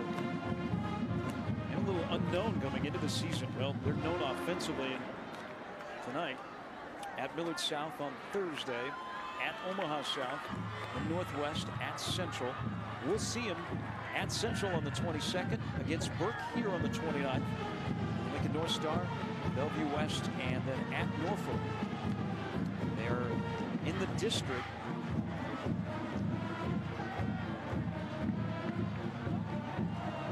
that features Bellevue West and Omaha Burke. I don't think anybody that's a wishes that difficult on one. front. That's a difficult district. 1 timeout remaining for Prep. Keep that in the 360 if Prep gets the football back. 38-38. Look at the formation, on formation. Snap back to Coles, and he will get to the shadow of the goal line. They tried to throw a little trickery in with a direct snap to Coles. It did not catch Prep off guard. So 4th down and 2. Brett Freund probably will take a timeout here, I would imagine. Well, Jack Vail, our referee, signaled towards Prep. It is Prep that has taken a timeout with 4th down and goal from the 2-yard line in a tied football game. 2:18 to go, and Brett Freund will gather all of his offense around him. Here's the Prep future. Big one against Burke next Friday. Fremont. We will see Prep again against Millard North on the 14th. It's a tough early slate for the Junior Jays. They're going to be tested again next week when they play Burke. We got Millard North on the schedule, which is never an easy out. And then you look down the road, October 13th, you got to make the 2.5-hour, 3-hour drive out to Kearney and play out there against the Bearcats. It's a tough, tough ask for teams from Omaha to go out to Kearney and perform well after that long bus trip. Kearney, Grand Island, Lincoln Southeast, Lincoln High, all teams outside of the Metro Omaha area that will be a factor in Class A this year. Jack Bush is out to attempt a field goal to put the Warriors ahead. They will place it at the 10. It's a 20-yard field goal, straight on for Jack Bush, who has hit one field goal tonight. The placement, the kick, it is good. 41-38, Westside. It leaves 2 minutes and 13 seconds on the clock for Sam Bonebreak and the Prep offense. Interesting drive after the Bonebreak fumble. Probably the best case scenario for Prep, that it was only a field goal. Now, Prep has a good place kicker themselves in Noah Stracco, who has already in this second half hit a 35-yard field goal. But no timeouts remaining, John. What do you do when you get the football? Well, I think, you know, you got 2 minutes and 13 seconds, and you just had a couple of possessions ago, Elijah Burt's house one from 66 yards out. I think you have to at least test getting Burt's to the outside, either with a swing pass or that toss sweep again, and see what he can do. Try that a couple of times, and then it's probably time to start going to the air. And, you know, you've chosen Sam Bonebreak to be your quarterback. You didn't want to have to put it on his shoulders to win the game. But, you know, you go with who brought you. And Sam Bonebreak is the guy under center. And it may come down to his right arm to win this thing for Prep. Charlie Harold, along with Jackson Bartling, back deep for the Junior Jays.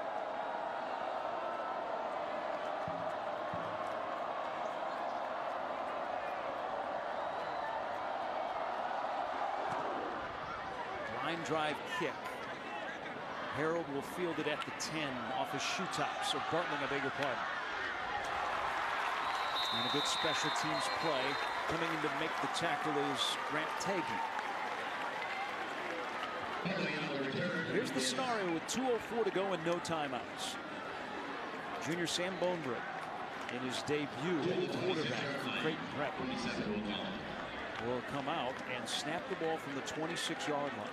If you are thinking of field goal range to tie the game, you'll probably have to get to the 20, maybe the 25-yard line. There is a slight breeze at the backs of Creighton Prep as they move left to right on your screen. Bonebreak will put it in the air, scrambling, stepping up, now on the run. He's got space in front of him. He's got blockers out ahead, and he's got a big gain, stepping out of bounds, stopping the clock. He'll tiptoe along the boundary at the 41. That's a pickup of 15 on a scramble. You can't ask for much more. You get 15 yards, get out of bounds to stop the clock. Heady play by the junior first-time starter. Nice block in the backfield. And then look at this convoy he's got out in front, just escorting him over to the sideline. Yeah, Will Krenzer, the 295-pound senior left tackle, said, "Get out of my way." Bonebreak. And before the snap, timeout is taken by Westside. They have 2 remaining. Again, Prep with the football down a field goal is out of timeouts. Post-game show coming up. Megan Scolio on the sidelines. We'll talk to the winning coach, player of the game. We'll have stats, we'll have highlights, and we'll get you ready for next week. Okay, we'll do this again. Millard North and Millard West. We'll be on the air at 7 next Friday. Game time on YurView. Cox Channel 13 or 1013. I think we look really good in high definition. I think so too, Gary. I think our crew looks fantastic in high definition. I think this game's pretty good, no matter the definition. Yeah, see, everybody that's new to our Friday night live game time on YurView. We've just spoiled them for the rest of the year. 1:55 to go. I thought they'd put a couple of more seconds on the clock. They did not. 41-38. Westside leads Prep. Prep out of timeouts. But after the 15-yard scramble by Bonebreak, they'll snap the ball from the 41-yard line. Burt's in the backfield. Swings to the near side. Pump fake. Bonebreak. Now he's got a scramble. He gets away from one Warrior. Another. Smartly, he gets out of bounds at the 45. He could have taken a sack with no timeouts. That would have been, oh, so dangerous. But it's good pressure up front. That Westside front is getting some penetration, forcing Bonebreak to run around back there. We've seen that he's not exactly settled back in the pocket when the rush comes. So a good idea to put pressure on him here late in the game. Rolling to his right, looking downfield, pass caught. Out of bounds and good yardage picked up by Mason Armstead. Thought that there would be a defender draped all over it, but Armstead was able to pick up 12, stops the clock with 1:40 to go. No timeouts for Prep. That's the key numeral that is not on your screen.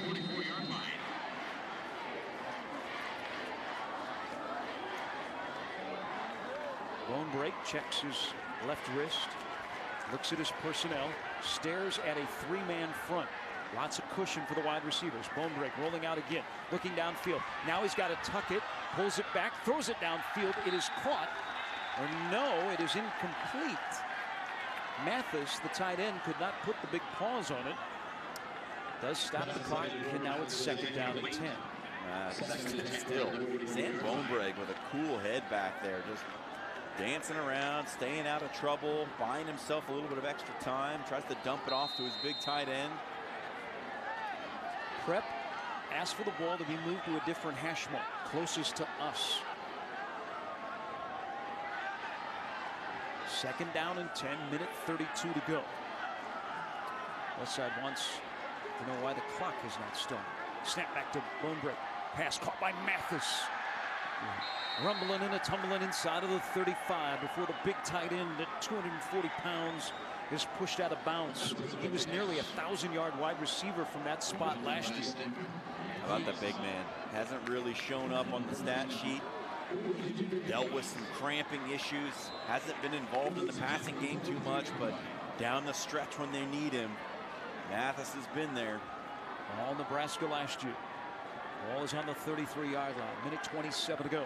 Bonebreak rolls out again. He's got time. Throws it back across to Burt's. Catches it. Dances away from the traffic. Now cutting across field. And he's not going to get anywhere.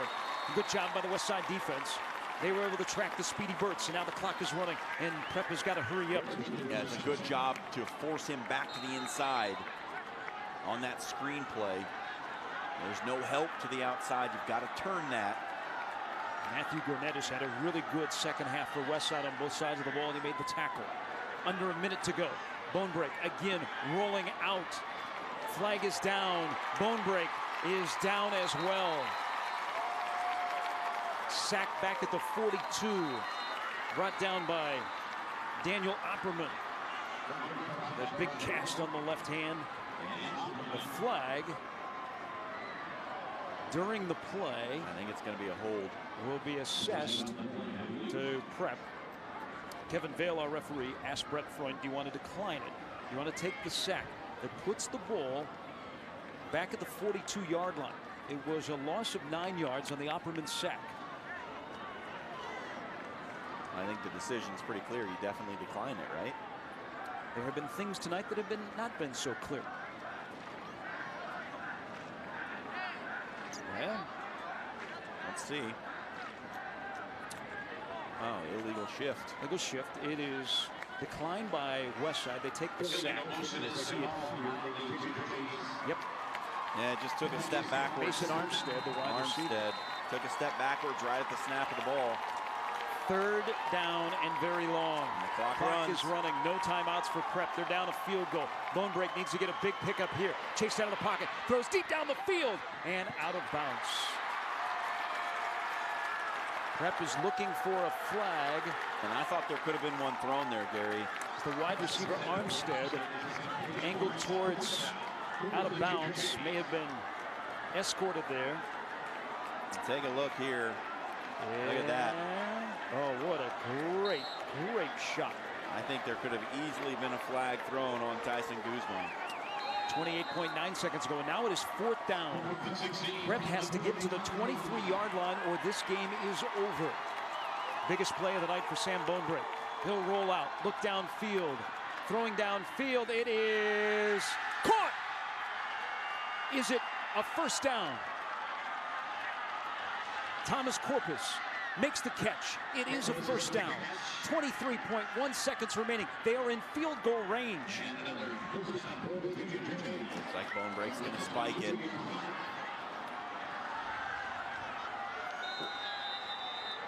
The play is ready, and he does just that. 19.6 seconds to go, and Corpus with a huge 4th down reception. How about Corpus coming up with some big plays in this one?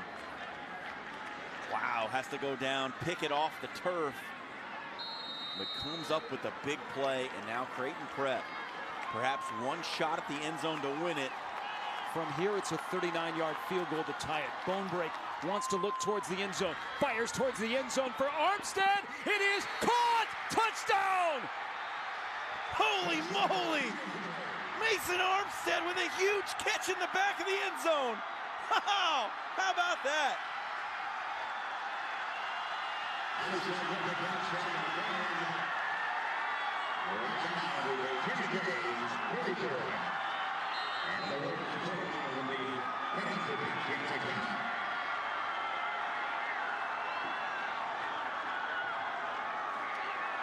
The sophomore at the other end of the pass from a junior. Bonebrake to Armstead with 12.9 seconds to go.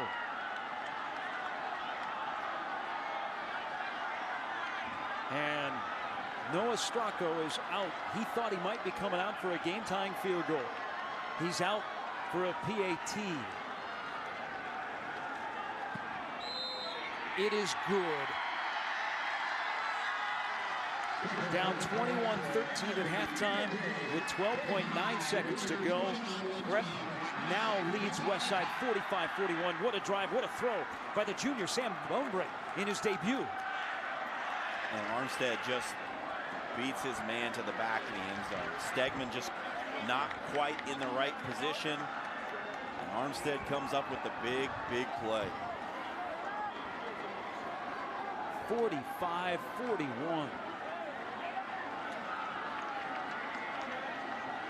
Our debut of Game Time on YurView.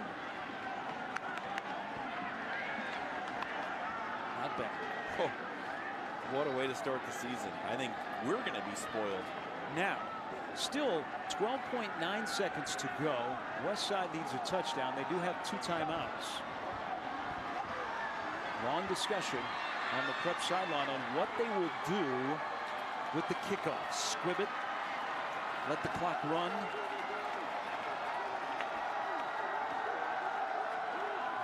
What a second half by Creighton Prep offensively. They had outscored on the opening drive, and they've nearly scored every time they touched the football. Again, you go back, John. The fumble by Bonebrake, Westside was only able to turn that into a field goal. Right, it's a huge play. And you know, then the interception by Wells. Every possession has counted so much. Stracco kicks it, line drive. Coles picks it up at the 5. Still running. Clock winding down. He's got to get down. Finally, he does. Tackled at the 15. 5.3 seconds to go. In a game of big chunk plays, Westside's going to have to take a big bite here. 85 yards away from the end zone after Sam Bonebrake finds Mason Armstead in the back of the end zone with 12.9 seconds to go in your debut. A game-winning fourth quarter drive for Bonebrake. Now Dylan Plotz. Can he do something in this rivalry? The unthinkable, the unimaginable. To have people talk about it years from now. They'll talk about that bone break to Armstead. This will be the final play. Scrambling around his plots, looking downfield. He's got to get rid of it. Heaves it upfield. It's out of bounds. And what a game. Prep rallies to win 45-41 to begin the Tim Yonk era on 72nd and Western. What a football game. We will try and recap it when you return. Game time on YurView. Brought to you by Iowa Western.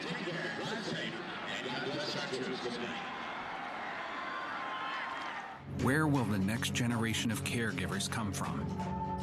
Who trains them? Who mentors them? Who inspires them? At CHI Health, we believe in the power of education. As partners with Creighton University, we are advancing a new era of academic health care.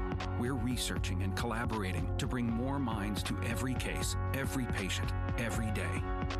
We're giving the future of care a new home. CHI Health. Imagine that. You're the decision maker, weighing every option to make the smartest choice. That's why you start with Nebraska Medicine, an entire network of top providers working together to keep you healthy. From extraordinary primary care to world-leading research and treatments, so you can be confident everyone's health is in good hands. The state's most comprehensive care in 19 locations. Nebraska Medicine.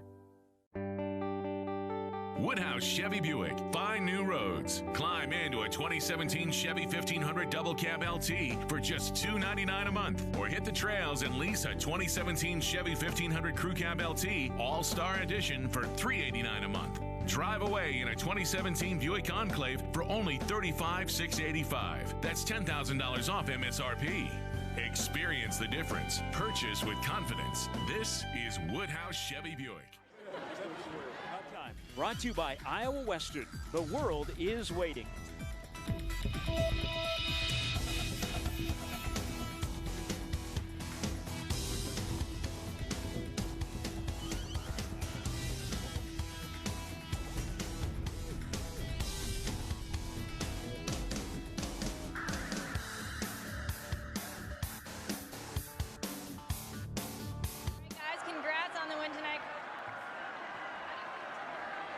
Well, we battled our tails off the second half. In a game that saw 52 points scored combined in the second half, Omaha Creighton Prep rallies with 12.9 seconds to go. The game-winning touchdown, 45-41. Prep over Westside, down to the field. Megan Scolio with Tim Yonk and our player of the game, Elijah Burtz. Megan? All right, guys, congrats on the win tonight. Coach, how do you feel your team did? Well, we came out the second half and we played more like Creighton Prep football in the second half, and we competed really hard. Our kids never quit. I mean, obviously down to the last play right there. I mean, they believed the whole time, and that's the heart of this team. They've really been that way the whole time that I've been around them, and I didn't doubt it one bit that we were going to win the football game. Now, Elijah, you had over 200 yards tonight. What was working for you? I mean, just the offensive line. You know, coach decided to put the ball on the floor, trust the offense. You know, we got it done. That's what we've been working on the whole summer. You know, it's great to see it work out. What was the biggest difference you noticed from the first half to the second? Just our energy. You know, coach didn't come in the locker room with too much roo-roo, rah-rah. You know, we just came out here. We knew what we had to do, and now that's history in the books, man. All right, thanks, guys. Congrats. Thank you. Thanks, Megan. What a football game. It was 21-13 at halftime. If you just watch the second half. 45-41. Sam Bonebrick with a touchdown pass to Mason Armstead with 12.9 seconds to go in the back of the end zone. A game-winning drive in his debut.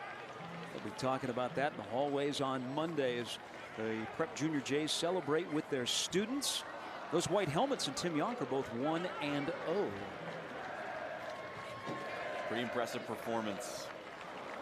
The young quarterback comes out, first start, able to lead his team on a 2-minute drill down the field and throws that strike to the back of the end zone for a touchdown. So how did we end up in a 45-41 football game with 52 points scored in the second half? Well, here it is in a microscope, John. Yeah, Dylan Plotz got things going with both his arm and his leg in the first half. He had a rushing touchdown and a passing touchdown. And, well, his opposite number, Sam Bonebrick, said, whatever you can do, I can do too. And he put his number in the back of the end zone as well. Plotz's arm tonight was on point. He delivered the ball to 3 receivers for over 100 yards apiece. And Jack Bush added a pair of field goals that would give Westside the lead. But that man, 3 rushing touchdowns on the night. Dylan Plotz was not done though. Delivering strikes, delivering sneaks. But our player of the game was Elijah Burtz, 27 carries, 262 yards, including this 66-yard house call. And it was looking like it was all Prep in that third quarter. Fourth quarter comes around. Jaden Coles with the big reception for touchdown. A big mistake from Sam Bonebrake. Gave the ball back to Westside. They would capitalize, and they would go up 41-38 with just over 2 minutes remaining. Bonebrake would have to drive his team down the field one last time. He did it. This pass to Mason Armstead, back of the end zone, beats Stegman. Touchdown, 45-41. Prep wins it.